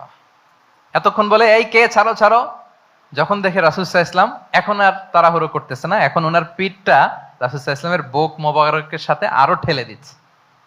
রাসূল সাল্লাল্লাহু আলাইহি ওয়াসাল্লাম এবার মজার ছলে বললেন, মাইয়াশতারি হাযাল আব, ফান করে বলতেছেন, এই একটা দাস আছে আমার কাছে, এই লোকটারে কে কিনবে, আমি বেচবো, কে কিনবে? জাহের রাদিয়াল্লাহু তাআলা আনহু বলেন, ইয়া রাসূলুল্লাহ ইযান ওয়াল্লাহি তাজিদুনি কাসিদান, আমি কালো মানুষ, আমি সস্তা মানুষ, আমারে বেচলে বেশি দাম পাবেন না আপনি, আমি তো সস্তা মানুষ ইয়া রাসূলুল্লাহ। রাসূল সাল্লাল্লাহু আলাইহি ওয়াসাল্লাম বললেন, আনতা লাস্তা ইনদাল্লাহি কাসিদ ইয়া জাহির, হে জাহির তুমি আল্লাহর কাছে সস্তা নও, আনতা ইনদাল্লাহি গালি, তুমি আল্লাহর কাছে বড্ড দামি। আল্লাহু আকবার। হে জাহের, তুমি, তোমার স্কিন ব্রাইট কালার না, তুমি কুৎসিত, তুমি দুনিয়াতে সস্তা হতে পারো, কিন্তু আমার আল্লাহর দরবারে তুমি কভু সস্তা নও। আনতা ইনদাল্লাহি গালি, আল্লাহর কাছে তুমি বড্ড দামি। দেখেন ইন্টারেকশন কোন মাত্রায় গেলে পিছন থেকে যে এরকম হাক করা যায়, ঝাপটে ধরা যায় এক সাহাবীকে। সুবহানাল্লাহি বিহামদি। এরকম গুড ইন্টারেকশন ছিল অনেক অনেক, ভুরি ভুরি সিরাতের পরতে পরতে আপনারা পাবেন যে রাসূল সাল্লাল্লাহু আলাইহি ওয়াসাল্লামের সাথে সাহাবাদের ইন্টারেকশন কত চমৎকার ছিল। তাহলে 5 নাম্বার হচ্ছে গুড ইন্টারেকশন উইথ ফলোয়ার্স। দেখি মনে আছে কিনা। 1 নম্বরে কি ছিল? 2 নম্বরে, 3 নম্বরে কম্প্যাশন, 4 নম্বরে ইন্টিগ্রিটি, 5 নম্বরে মাশাআল্লাহ গুড ইন্টারেকশন উইথ ফলোয়ার্স। 6 নম্বরে হচ্ছে কারেজ, সাহসিকতা। নেতা হইতে হইলে সাহস লাগবে না? নেতারে বাঁচানোর জন্য কর্মীরা দৌড়াইতেছে সামনে, নেতা যদি ছোটে পেছনে, তাহলে হবে? হ্যাঁ, রিকশার টায়ার পাংচার হলে যদি নেতা 3 লাফ দেয়, এটা কি নেতা? তাহলে কি? তাহলে তো তাকে নেতা বলা যায় না। কি বলেন? নেতার তো হি শুড বি কারেজাস, তার সাহসী হইতে হবে, দুর্দান্ত সাহস থাকতে হবে তার। রাসূল সাল্লাল্লাহু আলাইহি ওয়াসাল্লামের এরকম দুর্দান্ত সাহস ছিল, অত্যন্ত সাহসিকতার অধিকারী তিনি ছিলেন। এবং এই লিডারশিপ ট্রেটটা খুবই জরুরি, এটাকে বলে মাদার স্কিল। কারেজি যে মাদার স্কিল, এটাই সব। এই হিম্মত লাগবে। আর রাজুলু যু হিম্মা ইউহিল উম্মা, যার হিম্মত আছে সেই জাতিকে জাগাতে পারে, ঠিক কি না? এই যে আমাদের কাছে তো উদাহরণ একেবারে হাতের কাছেই, এই যে 5 আগস্টে, এই যে জুলাই আপরাইজিং, যদি কারেজ না থাকতো আমাদের তরুণদের, আমাদের জেনজিদের, তাহলে এই পরিবর্তন কি আমরা দেখতে পেতাম? না। আমি গল্প শুনছিলাম যে এই চট্টগ্রাম বিশ্ববিদ্যালয় থেকে 2 জন শহীদ হয়েছে, আল্লাহ তাদের কবরগুলোকে তুমি জান্নাতে টুকরা বানিয়ে দাও। এই যে আমাদের তরুণরা তাজা রক্ত দিয়ে একটা চেঞ্জ এনেছে, পরিবর্তন, এটা তো কারেজ, তাদের সাহসিকতার বহিঃপ্রকাশ, ঠিক কিনা? এটা লাগবে। কেউ যদি লিড দিতে চায়, লিডার হতে চায়, তার এটা লাগবে, মাস্ট। রাসূল সাল্লাল্লাহু আলাইহি ওয়াসাল্লাম অত্যন্ত সাহসী ছিলেন। 2-একটা উদাহরণ আমরা সিরাত থেকে দেখি। একবার মদিনাতে রাত্রিবেলা বিকট একটা আওয়াজ হলো, বিকট আওয়াজ, এত আওয়াজ সবাই ঘুম থেকে জেগে গেল। ঘুম থেকে জেগে সবাই হতভম্ব, কিরে এত আওয়াজ তো মদিনাতে কখনো শুনি না, ঘটনা কি? কেউ ঘোড়া নিয়ে, কেউ উট নিয়ে, কেউ খচ্চর নিয়ে, কেউ এমনি খালি পায়ে ছুটতে আরম্ভ করলো আওয়াজের দিকে, দেখি যাই কোথায় কি হলো। সবাই ছুটতে ছুটতে মাঝপথে যেয়ে দেখে রাসূল সাল্লাল্লাহু আলাইহি ওয়াসাল্লাম আওয়াজ কোথায় হয়েছে, কোত্থেকে হয়েছে দেখে ফিরে আসতেছে আর বলতেছে, লান তুরাউ, ডোন্ট ওয়ারি, আরে ভয় নাই, দেখে আসছি আমি। আল্লাহু আকবার। ভয় নাই, আমি দেখে আসছি, এভরিথিং ইজ ফাইন দেয়ার, সব ঠিক আছে, যাও ফিরো মদিনায় ফিরো। সবাই ভয় পেয়ে ঘোড়া টোরা ওট হাঁকিয়ে ছুটতে আরম্ভ করছে। অনেক দূর যাওয়ার পরে দেখে রাসূল সাল্লাল্লাহু আলাইহি ওয়াসাল্লাম আবু তালহা রাদিয়াল্লাহু তাআলা আনহুর একটা খুবই ক্ষিপ্ত ঘোড়া নিয়ে উনি দেখে ভিজিট করে ফিরে আসতেছেন। সুবহানাল্লাহ। তাহলে বিপদ ঘটলে নেতা থাকতে হবে কই, সামনে না পেছনে? আমাদের নেতারা থাকে কই? নাকি পেছনেও খুঁজে পাওয়া যায় না? It's a big crisis. নেতা থাকবে কোথায়? Front liner, leader should be front liner. উনি তো লিড দিবে, নেতৃত্ব দিবে। এখন উনারা যদি খুঁজে পাওয়া না যায় তাহলে থাকবে কিছু না। এই যে শিখতে হবে আমাদের, যেমনটা রাসূল সাল্লাল্লাহু আলাইহি ওয়াসাল্লাম করলেন, বিকট আওয়াজ, উনি আগে চলে গেছে, কাউকে না বলে দেখে দেখে চলে আসতেছে। আল্লাহু আকবার। হুনাইনের যুদ্ধে এক পর্যায়ে মুসলমানরা পর্যদুস্ত হয়ে যাচ্ছিল, আপনারা অনেকে জানেন। To make the long story short, পুরো ঘটনাটা আমি আনবো না। সাহাবারা দিক বিদিক ছুটতে আরম্ভ করলো, পাহাড়ের উপর থেকে এমন প্রবল বেগে তীর ছোড়া হচ্ছিল, সাহাবারা টিকতে পারছিলেন না, কেউ এদিকে কেউ ওদিকে। রাসূল সাল্লাল্লাহু আলাইহি ওয়াসাল্লাম এই তীর তলোয়ারকে উপেক্ষা করে সামনে যেয়ে দাঁড়ালেন ঢালের মতো, আর বললেন, আনা নাবিয়্যু লা কাযিব আনা ইবনু আব্দুল মুত্তালিব। এই সাহাবারা, আনা নাবিয়্যু লা কাযিব, আমি সত্য নবী, আমার দিকে ফেরো, am the grandson of Abdul Muttalib, আমি দাঁড়িয়ে আছি, ফেরো।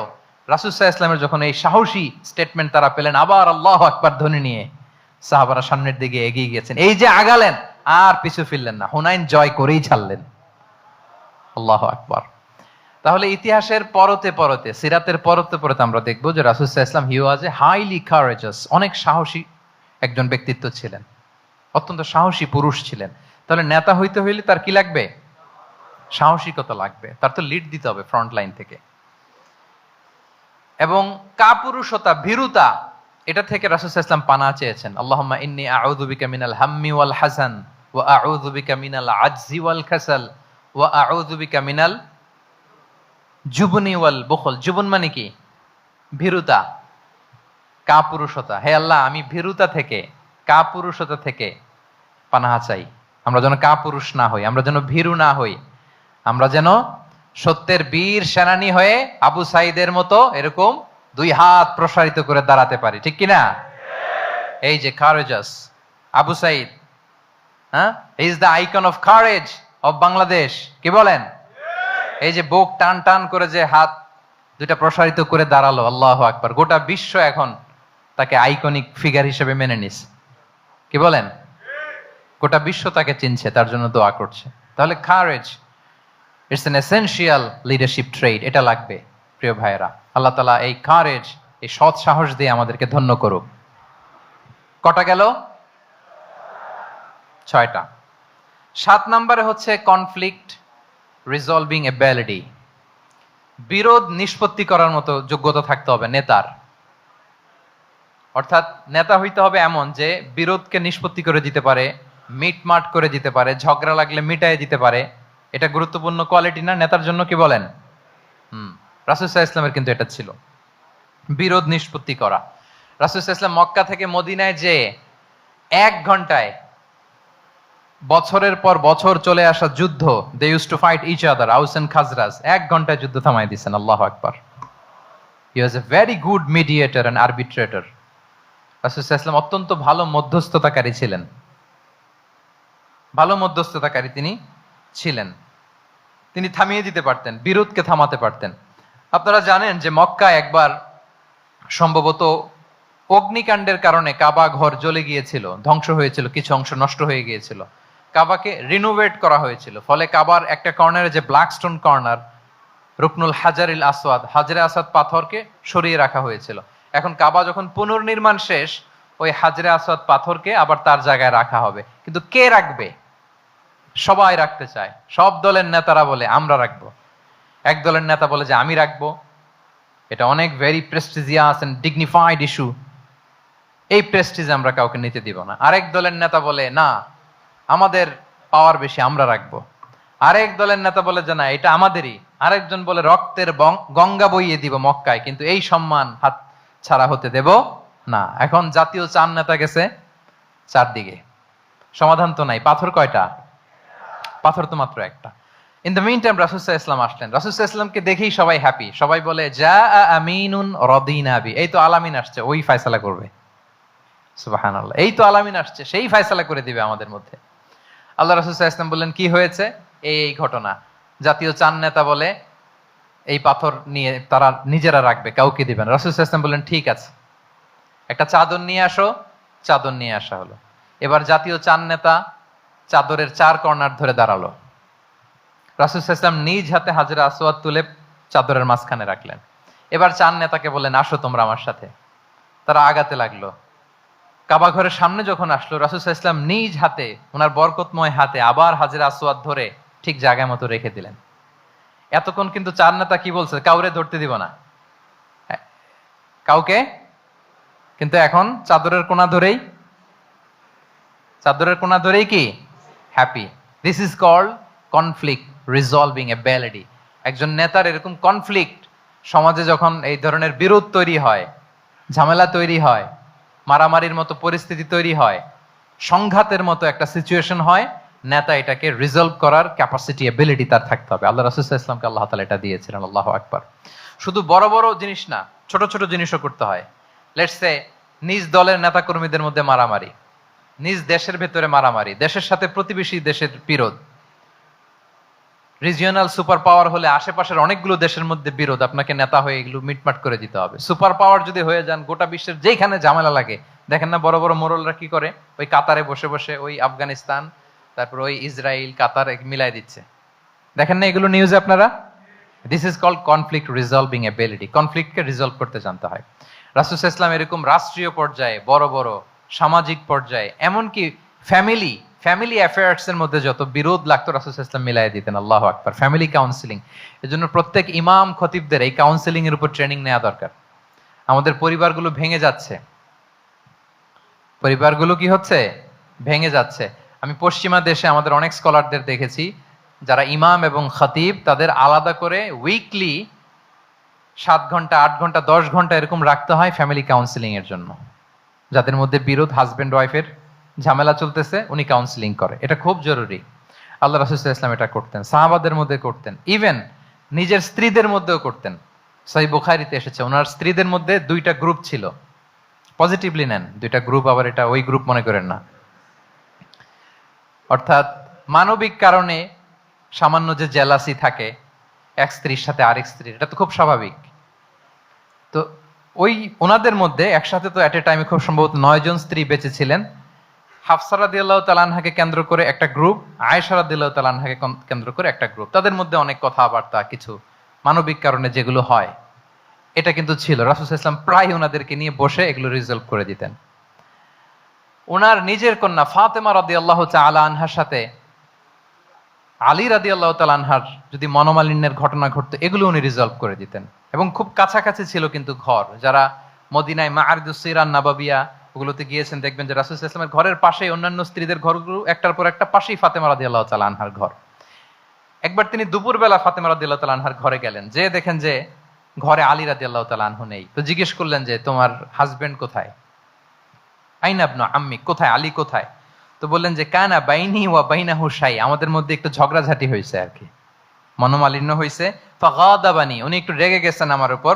ফাখারাজা ফালাম ইয়াকিল ইনদি, প্রত্যেকদিন খাওয়ার পরে তো এখানেই কাইলুলা করে, আজকের ঘরে কাইলুলা করে নাই, কই যেন চলে গেছে। তো কোথায় গেল? রাসূল সাল্লাল্লাহু আলাইহি ওয়াসাল্লাম লোক পাঠালো, খুঁজে দেখো আলী কোথায়। আলী রাদিয়াল্লাহু তাআলা আনহু উনি মনের কষ্ট নিয়ে মসজিদে নববীর মধ্যে শুয়ে আছেন। রাসূল সাল্লাল্লাহু আলাইহি ওয়াসাল্লাম খুঁজতে খুঁজতে মসজিদে নববীর ভেতরে গেলেন, দেখলেন যে উনি যে শুয়ে আছে, ওনার গায়ের জামাটা একপাশে পড়ে আছে, আর বালুর মধ্যে ওনার শরীর পড়ে আছে। তো উনি ডাকলেন, কুম ইয়া আবা তুরাব, কুম ইয়া আবা তুরাব, মানে হে বালির বাবা আলী, বালির বাবা আলী ওঠো ওঠো। মজা করে বললেন যে ইয়া আবা তুরাব, যেহেতু বালি লেগে আছে গায়ে, বালির বাবা আলী ওঠো। ওখান থেকে ধরে এনে ফাতেমা রাদিয়াল্লাহু তাআলা আনহার কাছে নিয়ে দুইজনকে পাশে বসি, এই যে আবার মিটমাট। এটা ছিল রাসূল সাল্লাল্লাহু আলাইহি ওয়াসাল্লামের ডেইলি বেসিসে একটা অ্যাক্টিভিটি। কনফ্লিক্ট তিনি রিজলভ করে দিতেন। সহিহ বুখারীতে একটা অধ্যায় আছে, কিতাবুস সুলহি ফিল বুখারীতে আছে কিতাবুস সুলহ, এটার নাম, অধ্যায়টার নাম হচ্ছে কিতাবুস সুলহ, মানে মীমাংসা করে দেওয়ার অধ্যায়। একটা পরিচ্ছেদ আছে, পরিচ্ছেদের নাম হচ্ছে বাবু কওলিল ইমামি লি আসহাবিহি ইযহাবু বিনা নুসলিহ বাইনাহুম। রাসূল সাল্লাল্লাহু আলাইহি ওয়াসাল্লাম প্রায় বলতেন যে আমাকে নিয়ে যাও, আমি মিলাই দিব। ঝগড়া ঝাঁটি মারামারির কথা শুনলে রাসূল সাল্লাল্লাহু আলাইহি ওয়াসাল্লামের বিখ্যাত ডায়লগ এটা। উনি বলতেন, আরে ঝগড়া, ইযহাবু বিনা, আমি আছি, আমারে নিয়ে যাও, আমি মিলাই দিব। আমাকে নিয়ে যাও, আমি সংশোধন করে দিব। আল্লাহু আকবার। তাহলে কনফ্লিক্ট রিজলভিং এবিলিটি, এটা একজন নেতার থাকা চাই। কি বলেন? আচ্ছা, কয়টা গেল? কয়টা? 7:40 বেজে গেছে। আচ্ছা, 8 নম্বরে হচ্ছে visionary. Visionary, a leader should be futuristic. সময়ের আগে চলতে পারা, এটা নেতার কাজ। He should see beyond the boundary, out of the box. তাকে আউট অফ দ্য বক্স চিন্তা করতে হবে। কর্মীরা যদ্দূর দেখে এরপর থেকে নেতা দেখা শুরু করবে, তখন সেই হয়ে উঠবে নেতা। হ্যাঁ, এটাকে বলে ভিশনারি। এই ট্রেডটা একটা লিডারশিপ ট্রেড, খুব গুরুত্বপূর্ণ লিডারশিপ ট্রেড। মানে ফারসাইটেডনেস থাকা, দূরদর্শিতা থাকা, ফিউচারিস্টিক অ্যাটিটিউডের হওয়া, সময়ের আগে চলতে পারা, মানে আগ থেকে আন্দাজ করতে পারা। রাসূল সাল্লাল্লাহু আলাইহি ওয়াসাল্লামের মধ্যে এটা ছিল। কেমন ছিল? ওনার দুই একটা উক্তি আমি কয়েকটা হাদিস শেয়ার করি। তিনি বলতেন, ইন্নাল্লাহা যাওয়ালি আল আরদা ফারাআইতু মাশআরিকাহা ওয়া মাগারিবাহা ওয়া ইন্না মুলকা উম্মতি সায়াবলুগু মুলকুহা মা যুবিয়ালি মিনহা। আল্লাহ তাআলা এই পৃথিবীটাকে ফোল্ড করে ছোট রেপ্লিকা বানিয়ে আমার সামনে তুলে ধরেছেন। ফারাআইতু মাশারিকাহা ওয়া মাগারিবাহা, আমি পৃথিবীর প্রাচ্য পাশ্চাত্য সবটুকুন দেখেছি। আর আমি যদ্দূর দেখেছি ঠিক তদ্দূর জায়গায় আল্লাহ তাআলা লা ইলাহার বাণী পৌঁছে দিবে। যদ্দূর দেখেছি, ঠিক যদ্দূর দেখেছি তদ্দূর পৌঁছে যাবে ইসলামের সুমহান বাণী। আজকে পৌঁছে গেছে না পৃথিবীতে? পৃথিবীতে এমন কোন জায়গা আছে যেখানে লা ইলাহার ধ্বনি উচ্চারিত হয় না? এমন কোন জায়গা নেই। তার মানে ফিউচারিস্টিক। সে 1400 বছর আগের কথা, যে পৃথিবীর আনাচে কানাচে কোথাও বাকি থাকবে না, সব জায়গায় ইসলাম পৌঁছে যাবে। অন্য জায়গায় বললেন, লায়াবলাগান্না হাযাল আমরু মা বালাগাল লাইলু ওয়ান নাহার ওয়ালা ইয়াতরুকুল্লাহু বাইতা মাদার ওয়ালা ওয়াবার ইল্লা আদখালাহুল্লাহু হাযাদ দ্বীন। এই ইসলাম যেখানে দিন হয় রাত হয়, পৃথিবীর যেখানে দিন রাত্রি সংঘটিত হয়, সব জায়গায় পৌঁছবে। এমন কোন কাঁচা ঘর, পাকা ঘর, কোন জঙ্গল, কোন পাহাড়, কোন ভূখণ্ড, এই পৃথিবীতে এমন কোন জনপদ থাকবে না যেখানে ইসলামের বাণী পৌঁছবে না। সব জায়গায় পৌঁছে যাবে। আল্লাহু আকবার। তাহলে এটা হচ্ছে ফিউচারিস্টিক অ্যাটিটিউডের ব্যক্তিত্ব হওয়ার কারণে তিনি এমনটি বলেছেন। আগাম বুঝে ফেলতেন, আগাম। আপনারা হুদাইবিয়ার সন্ধির কথা জানেন না? জানেন? হুদাইবিয়ার ট্রিটির কথা শুনেছেন না? 1400 সাহাবা গিয়েছিলেন ওমরা করতে। ওরা ওমরা করতে দিবে না, সন্ধি করো। তো কি সন্ধি? বলে যে রাসূলুল্লাহ লেখা যাবে না, মুহাম্মদ রাসূলুল্লাহ, নো রাসূলুল্লাহ, রাসূলুল্লাহ কাটো। সাহাবীরা বলে আমরা কাটতে পারবো না। রাসূল সাল্লাল্লাহু আলাইহি ওয়াসাল্লাম বললেন, না না, কেটে ফেলো। কাটা হলো। এই বছর ওমরা করতে পারবো না, সাহাবারা বলে আমরা মানি না। রাসূল সাল্লাল্লাহু আলাইহি ওয়াসাল্লাম বললেন, এটাও মেনে নাও। আগামী বছর আসবা ওমরা করতে, থাকতে পারবা মাত্র 3 দিন। কয়দিন? সাহাবীরা বলে অসম্ভব, এটা আমাদের ভূখণ্ড, আমরা যতদিন মনে চায় থাকবো। রাসূল সাল্লাল্লাহু আলাইহি ওয়াসাল্লাম বললেন, না না, বাদশেদ না, মেনে নাও। মক্কা থেকে কোনো লোক মদিনায় গেলে আমাদেরকে মক্কায় ফেরত দিতে হবে, কিন্তু মদিনা থেকে কেউ মক্কায় আসলে আমরা ফেরত দেব না। দেখছেন ক্লজগুলো? দেখছেন একটার পর একটা, সবগুলো কাফিরদের পক্ষে যায়। কোন সাহাবা রাজি হচ্ছেন না, কিন্তু আল্লাহ রাসূল সাল্লাল্লাহু আলাইহি ওয়াসাল্লাম কি বলেন? তিনি কি বললেন? মেনে নাও, রাজি। কারণ সাহাবারা তো অতটুক দেখতে পারতেছে না। বলেন, 3 তালা উপর থেকে, 3 তালা ভবন থেকে একজন মানুষ যদ্দূর দেখে, 30 তালা ভবনের উপর থেকে কি ওইরকমই দেখে? কিরকম দেখে? পানোরামিক ভিউ দেখে, সে অনেক বড় করে দেখে। আর 3 তালার উপর থেকেই সামান্য কিছু দেখে। রাসূল সাল্লাল্লাহু আলাইহি ওয়াসাল্লাম অনেক দূর দেখতে পাচ্ছিলেন। তিনি চিন্তা করলেন, কিছু বছর যদি আমাদের মধ্যে দাঙ্গা হাঙ্গামা যুদ্ধ বন্ধ থাকে, আমরা গ্লোবালি ইসলামকে ছড়াই দিতে পারবো। শান্তভাবে মদিনাতে একটা স্ট্রং ইসলামিক কমিউনিটি আমরা তৈরি করতে পারবো। আল্লাহু আকবার। এবং তিনি দেখতে পাচ্ছিলেন, ইন্না ফাতাহনা লাকা ফাতহাম মুবিনা। এই হুদাইবিয়ার এই চুক্তি, যেটা আদতে অ্যাপারেন্টলি মনে হচ্ছে সব আমাদের বিপক্ষে যায়, আসলে এইটাই আমাদেরকে ভূমি ধস জয় এনে দিবে। আল্লাহু আকবার। এবং সেটাই হয়েছে। তাহলে নেতার কাজ হচ্ছে, নেতা সময়ের আগে চলবেন, ফিউচারিস্টিক হবেন, যেটাকে আমরা বলি কি? ভিশনারি। কি বলি? তাহলে 8 নাম্বার পয়েন্টটা কি ছিল? ভিশনারি।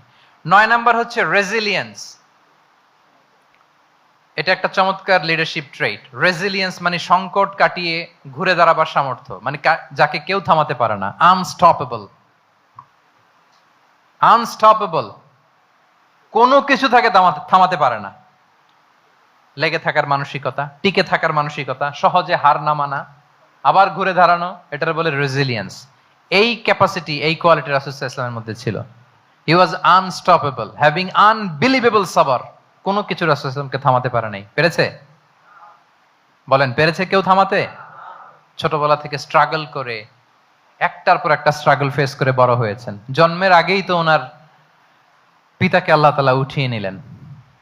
তার মানে বাবাকে নিজ চোখে এই দুনিয়াতে আমাদের প্রিয় নবীজি দেখে যান নাই। আল্লাহ রাসূল সাল্লাল্লাহু আলাইহি ওয়াসাল্লাম ওনার বাবাকে, পিতাকে দেখছেন? দেখেন নাই। ওনাদের আমেনা এবং আব্দুল্লাহ, ওনাদের সংসার ছিল মাত্র সপ্তাহখানেক, 1 সপ্তাহ সংসার। কয়দিনের সংসার? কয়দিনের? 7 দিনের। এই সপ্তাহ খানেকের সংসারেই আল্লাহ তাআলা রাসূল সাল্লাল্লাহু আলাইহি ওয়াসাল্লামকে ওনার মায়ের পেটে পাঠিয়েছেন। আব্দুল্লাহ চলে গেলেন ব্যবসায়, ফিরে আসার পথে ওখানেই মারা গেলেন, ইয়াসরিবে। তার মানে জন্মের আগেই বাবাকে হারালেন, ইয়াতিম হয়ে দুনিয়াতে আসলেন। এরপরে মাকে হারালেন, এরপরে দাদাকে হারালেন, এরপরে চাচাকে হারালেন। Physically, mentally torture, emotionally traumatise করার যত ধরন আছে কাফিররা করেছে, কোনো কিছু রাসূল সাল্লাল্লাহু আলাইহি ওয়াসাল্লামকে থামাতে পেরেছে? বলেন, থামাতে পেরেছে? ওনার লাইফ থ্রেট ছিল। হিজরতের রাতে তো আল্লাহ তাআলা বললেন আজই যেতে হবে, না হলে হত্যার ষড়যন্ত্র হচ্ছে, ব্ল্যাক ম্যাজিক করা হয়েছে। রাসূল সাল্লাল্লাহু আলাইহি ওয়াসাল্লাম খাসির মাংস, খাসির যে বাজুর মাংস, এটা পছন্দ করতেন। খাইবারে এক ইহুদি নারী এই খাসির মাংসের মধ্যে বিষ মিশিয়ে পয়জন দিয়ে রাসূল সাল্লাল্লাহু আলাইহি ওয়াসাল্লামকে খাইয়েছিল হত্যার জন্য, একটার পর একটা। বলেন, রাসূল সাল্লাল্লাহু আলাইহি ওয়াসাল্লামের মিশন থেকে এক চুল পরিমাণ ওনাকে পেছনে নেওয়া গিয়েছে? He was unstoppable. This is called resilience. একজন নেতার মধ্যে এই রেজিলিয়েন্ট মানসিকতা থাকতে হবে যে আমাকে কেউ থামাইতে পারবে না, আমরা আমাদের মঞ্জিলে মকসুদে যাবই। হ্যাঁ, আমরা যাবই, আমাদেরকে কেউ থামাতে পারবে না, এই মেন্টালিটির হইতে হবে। এটা হচ্ছে একটা লিডারশিপ ট্রেট, রেজিলিয়েন্ট।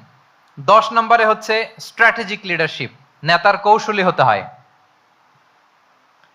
তার যে লক্ষ্য, মিশন, ভিশন, এটা সে সুকৌশলে আদায় করে নেবে। নেতাদের কি হইতে হয়?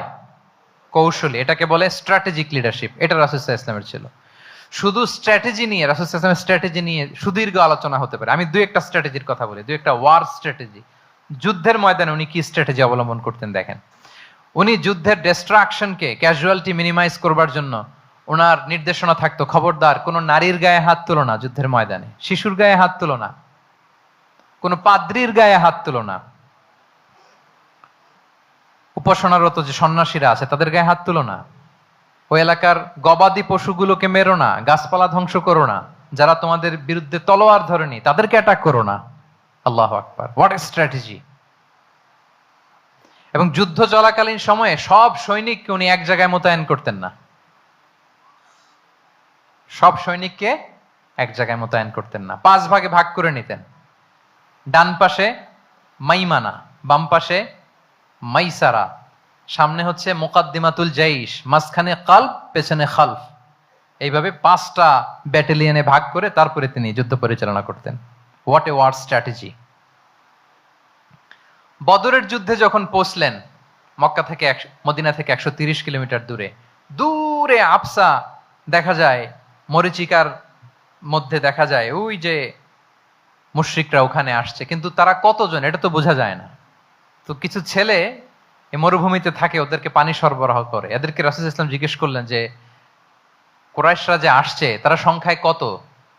এটা না জানলে তো উনি ওনার ওয়ার স্ট্র্যাটেজি ঠিক করতে পারবেন না, যুদ্ধের কৌশল। তো এরা বলে নাহনু লা নাদরি, আমরা জানি না কত।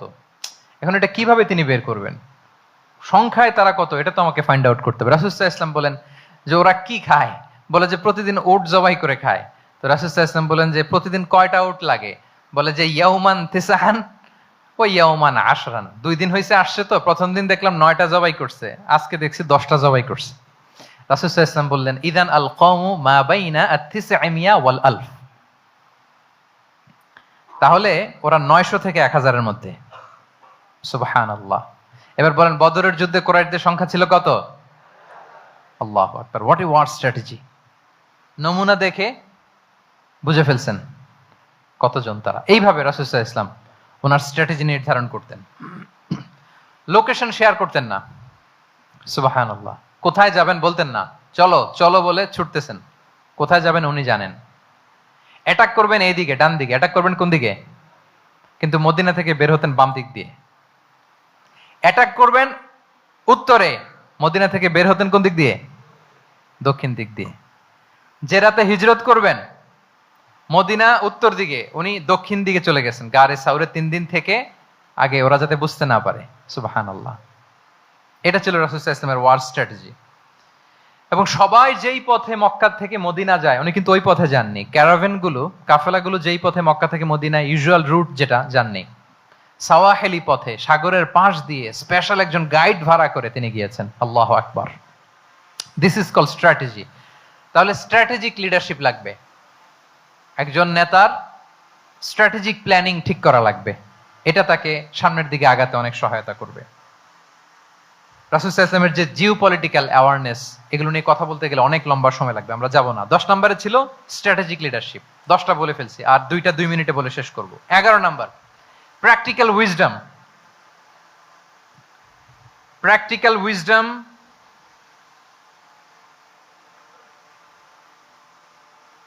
এটা হচ্ছে 11 নম্বর পয়েন্ট।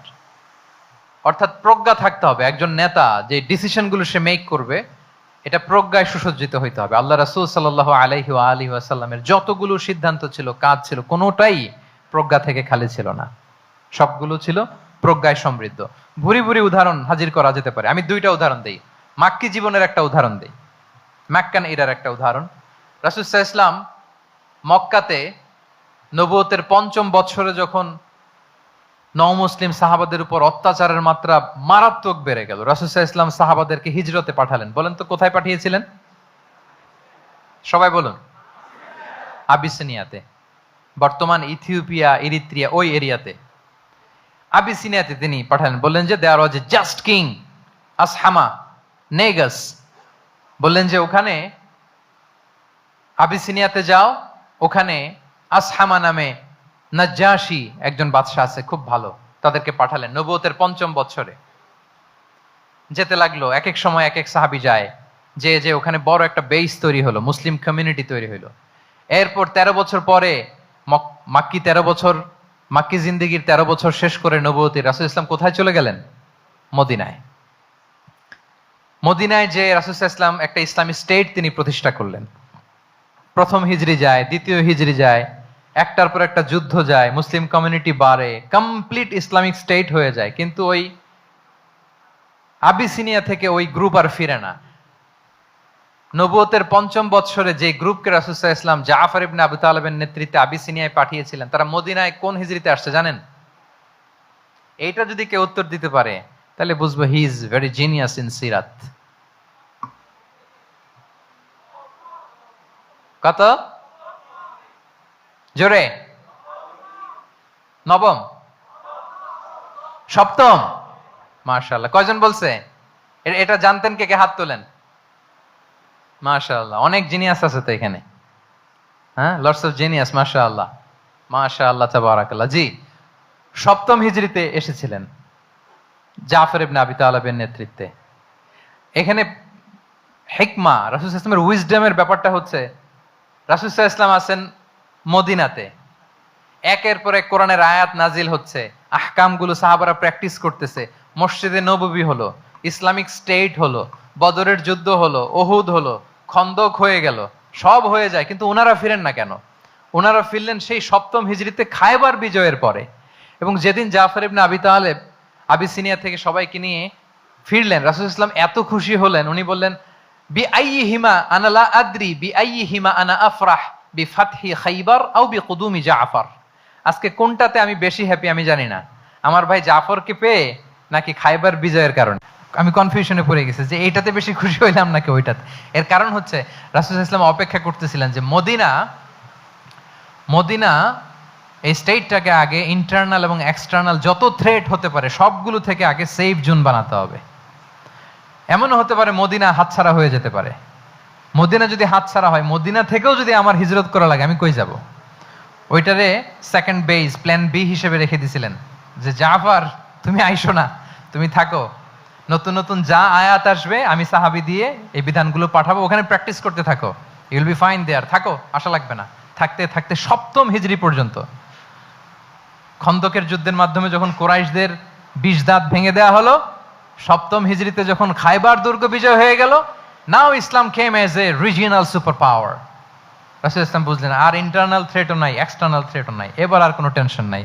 জাফর ইবনে আবি তালেবকে চিঠি পাঠালেন, তিনি বিশাল বাহিনী নিয়ে মুসলিমদেরকে নিয়ে তিনি ব্যাক করলেন মদিনাতে। আল্লাহু আকবার। This is called wisdom, practical wisdom.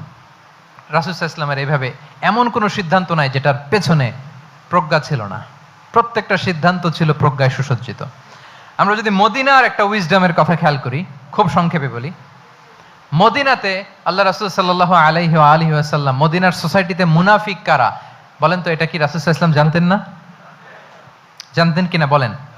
এই জানাটা কি ধারণা বেশ, মানে মনে হয় ও মুনাফিক এরকম, নাকি গাইডেড বাই ওয়াহি, গাইডেড বাই রেভেলেশন? স্বয়ং আল্লাহ তাআলা জানিয়ে দিয়েছেন। এরপরও কোনোদিন রাসূল সাল্লাল্লাহু আলাইহি ওয়াসাল্লাম মানুষের সামনে কাউকে মুনাফিক বলে পরিচয় করিয়ে দেন নাই। মদিনার সোসাইটিতে কেউ জানতো না, বুঝতে পারতো আচরণ মুনাফিকের মতো, কিন্তু রাসূল সাল্লাল্লাহু আলাইহি ওয়াসাল্লাম কখনো বলেন নাই যে ও মুনাফিক। কখনো বলছেন? বলেন নাই। চিন্তা করছেন? আমরা তো কথায় কথায় ফেসবুকে মন মতো না হইলে কি লিখি? মন মতো না হলেই বেসড অন অ্যাজাম্পশন, আমার মন মতো হয় নাই ও মুনাফিক। কিন্তু ওহী দ্বারা সুনিশ্চিত হয়েও রাসূল সাল্লাল্লাহু আলাইহি ওয়াসাল্লাম কাউকে মুনাফিক বলে অ্যাড্রেস করেন নাই। আল্লাহু আকবার। কেন করেন নাই? মুসলিম সাহাবারা চটে যাবে, মুনাফিকদেরকে হত্যা করবে। তখন মুশরিকরা, কোরাইশরা, ইহুদিরা কি বলবে? যে মুহাম্মদের অনুসারীরা একে অন্যকে হত্যা করে। কারণ মুনাফিকরা তো অন্য সাহাবীদের মতো তারাও মসজিদে নববীতে এসে রাসূল সাল্লাল্লাহু আলাইহি ওয়াসাল্লামের পেছনে নামাজ পড়তো। অ্যাপারেন্টলি দেখতে তো তারাও মুমিন, দেখতে তারাও কি মুমিন। কখনো রাসূল সাল্লাল্লাহু আলাইহি ওয়াসাল্লাম বলেন না। তবে হুযায়ফা ইবনুল ইয়ামান রাদিয়াল্লাহু তাআলা আনহু নামে একজন সাহাবী, উনি মদিনার গোয়েন্দা বিভাগের প্রধান ছিলেন রাসূল সাল্লাল্লাহু আলাইহি ওয়াসাল্লামের। উনাকে বলে গিয়েছিলেন কারা কারা মুনাফিক, নামের লিস্টটা অ্যাজ এ রেফারেন্স শুধু উনাকে বলেছিলেন, আর কাউকে বলেন নাই। এজন্য ওমরে ফারুক রাদিয়াল্লাহু তাআলা আনহু যখন মদিনার খলিফা, তখন তিনি কেউ মারা গেলে ওনাকে যখন জানাজার ইমামতির জন্য বলা হতো, উনি দেখতেন যে ওই জানাজায় হুযায়ফা গিয়েছে কিনা। যদি হুযায়ফা ইবনুল ইয়ামান ওখানে যেতেন, উনি ওই নামাজের ইমামতি করতেন। আর যদি দেখতেন ওইখানে হুযায়ফা নাই, ওইখানে ওমরও নাই রাদিয়াল্লাহু তাআলা আনহু, আল্লাহু আকবার, তিনি কৌশলে পাশ কাটিয়ে বলতেন অন্য কেউ এই নামাজের ইমামতি করে দাও, আমি যাব না। আল্লাহু আকবার। তাহলে রাসূল সাল্লাল্লাহু আলাইহি ওয়াসাল্লামের উইজডম দেখেন, তিনি কমিউনিটির মধ্যে ইউনিটি ধরে রাখার জন্য কখনো মুনাফিকদের নাম বাই নেম তাদেরকে চিনতেন, কখনো ডিসক্লোজ করেন নাই। আল্লাহু আকবার। This is called wisdom. তাহলে 11 নম্বর কি ছিল? Practical wisdom. লাস্ট পয়েন্ট, অনেক লম্বা হয়ে গেছে আলোচনা। শেষ নাম্বার হচ্ছে 12 নাম্বার হচ্ছে, লাস্ট পয়েন্ট হচ্ছে succession management. A good leader produces a good leader. A true leader produces a true leader. একজন ভালো নেতা সে ভালো নেতা তৈরি করে, কি বলেন? একজন যোগ্য নেতা আরো যোগ্য উত্তরসূরি তৈরি করে, ঠিক কিনা বলেন? আমি শুধু নেতা, নেতৃত্বের সব গুণ আমার মধ্যে খালি হাবুডুবু খায়, আমি কাউরে নেতা বানাতে পারলাম না, তো আমি চলে যাওয়ার পরে আমার দল চালাবে কে? আমার দেশ চালাবে কে? এই উম্মাহকে নেতৃত্ব দিবে কে? রাসূল সাল্লাল্লাহু আলাইহি ওয়াসাল্লাম নিজে যেমনি অনুসরণীয় নেতা ছিলেন, অনুকরণীয় নেতৃত্ব দিয়েছেন, তিনি এরকম নেতৃত্ব তৈরিও করে গিয়েছেন, ঠিক কিনা বলেন? আল খোলাফা আর রশিদিন আল মাহদিয়িন, তাদের কথা যদি খেয়াল করেন, আবু বকর রাদিয়াল্লাহু তাআলা আনহুর ব্যাপারে তো ওনার প্রচ্ছন্ন কিছু ইঙ্গিতও ছিল। ওনার অবর্তমানে নামাজ পড়িয়েছে কে মসজিদে নববীতে? আবু বকর রাদিয়াল্লাহু তাআলা আনহু। ওনার হজ পালনের আগে হজের জন্য পাঠিয়েছিলেন কাকে? নবম হিজরিতে আবু বকর রাদিয়াল্লাহু তাআলা। এগুলো ছিল প্রচ্ছন্ন ইঙ্গিত। এবং সাকিফায়ে বনু সাঈদাতে ওমরে ফারুক বললেন যে আপনাকে আমরা নেতা মানি, সবাই এক বাক্যে মেনে নিল। আজও ওই জায়গাটা মসজিদে নববীর এক পাশে সাকিফায়ে বনু সাঈদার বড় সাইনবোর্ড আছে, ওখানে বিকেলবেলা আনসারী সাহাবারা বসে গল্প করতেন। ওই জায়গাতে আবু বকর রাদিয়াল্লাহু তাআলা আনহুর খলিফা নির্বাচনের ব্যাপারটা ঘটেছিল। উনি ওসিয়ত করে গিয়েছিলেন ওমরে ফারুক রাদিয়াল্লাহু তাআলা আনহু খলিফা হবেন। ওমরে ফারুককে যখন অ্যাসাসিনেশন করা হলো, উনি একটা প্যানেল করে দিয়ে গেলেন। সেখান থেকে ওসমান রাদিয়াল্লাহু তাআলা আনহু হলেন। ওসমান রাদিয়াল্লাহু তাআলা আনহুর হত্যা পরবর্তী উদ্ভূত পরিস্থিতিতে আলী রাদিয়াল্লাহু তাআলা আনহু হলেন। একজনের চেয়ে আরেকজন শ্রেষ্ঠ, একজনের চাইতে আরেকজনের মানাকে অসাধারণ, অসাধারণ। এই যে নেতৃত্ব রাসূল সাল্লাল্লাহু আলাইহি ওয়াসাল্লাম এটা জীবদ্দশায় তৈরি করেছেন। যার যেখানে ক্যাপাসিটি দেখেছেন তাকে ওই দিকে উদ্বুদ্ধ করেছেন। যার মধ্যে যুদ্ধের ব্যাপারে জ্ঞান দেখেছেন তাকে যুদ্ধের সেনাপতি বানিয়েছেন। Khalid bin Walid, chief of the Muslim military, মুসলিম বাহিনীর সেনাপ্রধান ছিলেন কে? খালিদ বিন ওয়ালিদ। ওনার দিয়ে কখনো কবিতা লিখতে পাঠাইছেন রাসূল সাল্লাল্লাহু আলাইহি ওয়াসাল্লাম, কিন্তু হাসান বিন সাবিতকে দিয়ে কি করছেন?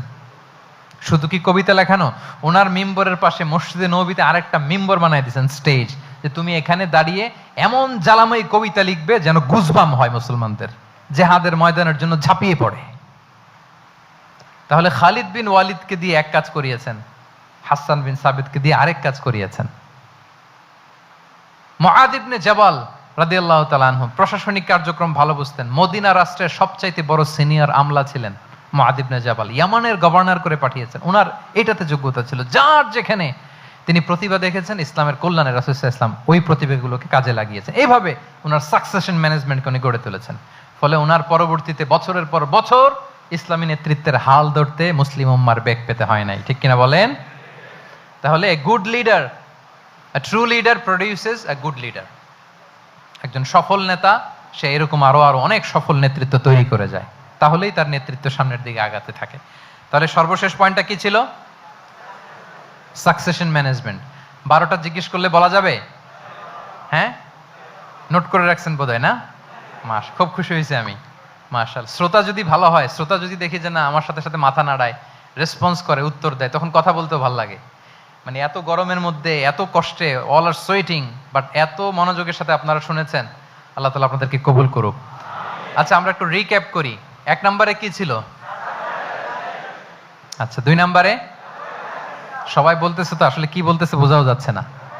ঠিক আছে, 3 নম্বরে কম্প্যাশন, 4 নম্বরে ইন্টিগ্রিটি, 5 নম্বরে গুড রিলেশন উইথ ফলোয়ার্স, 6 নম্বরে, 7 নম্বরে, 8 নম্বরে, 9 নম্বরে রেজিলিয়েন্স, 10 নম্বরে মাশাআল্লাহ, সব শেষে 11 নম্বরে প্র্যাকটিক্যাল উইজডম, সব শেষে মাশাআল্লাহ। যুগোপযোগী নেতৃত্বের জন্য, যুগোপযোগী নেতৃত্ব তৈরি করবার জন্য রাসূল সাল্লাল্লাহু আলাইহি ওয়াসাল্লামের এই যে লিডারশিপ ট্রেট, লিডারশিপ ফিচার্স, লিডারশিপ কোয়ালিটি, ওনার যে নেতৃত্বের ধরন আমরা জানলাম, এগুলো থেকে আমাদের অনেক শেখার আছে, অনেক নেয়ার আছে। আমরা চাইবো আমাদের আগামী নেতৃত্ব আল্লাহ রাসূল সাল্লাল্লাহু আলাইহি ওয়াসাল্লামের এই লিডারশিপ ট্রেট থেকে উপকৃত হবে। তারা এগুলো স্টাডি করবে, এখান থেকে তারা তাদের নিজেদের নেতৃত্বকে সাজাবে। আল্লাহ তাআলা আমাদের সবাইকে কথাগুলো বোঝা আর আমল করার তৌফিক দান করুক। আমি আবারও মিনার চট্টগ্রাম বিশ্ববিদ্যালয়কে অন্তরের অন্তঃস্থল থেকে শুভেচ্ছা জানাই এরকম চমৎকার প্রোগ্রামের আয়োজন করবার জন্য। ইউনিভার্সিটি অথরিটিকে আমি শুভেচ্ছা জানাই এবং আমার মাথার তাজ সম্মানিত শিক্ষক মণ্ডলীকে শুভেচ্ছা জানাই এবং প্রিয় শিক্ষার্থী বন্ধুদেরকে আবারও প্রাণঢাল অভিনন্দন জানিয়ে রাসূল সাল্লাল্লাহু আলাইহি ওয়াসাল্লামের নেতৃত্বের উপর প্রফিটিক লিডারশিপ টপিকে এই আলোচনা আমি এখানেই শেষ করছি। হাদা মা ইনদি ওয়াল ইলমু ইনদাল্লাহি আলাইহি তাওয়াক্কালতু ওয়া ইলাইহি উনীব। ওয়াসসালামু আলাইকুম ওয়া রাহমাতুল্লাহি ওয়া বারাকাতুহু।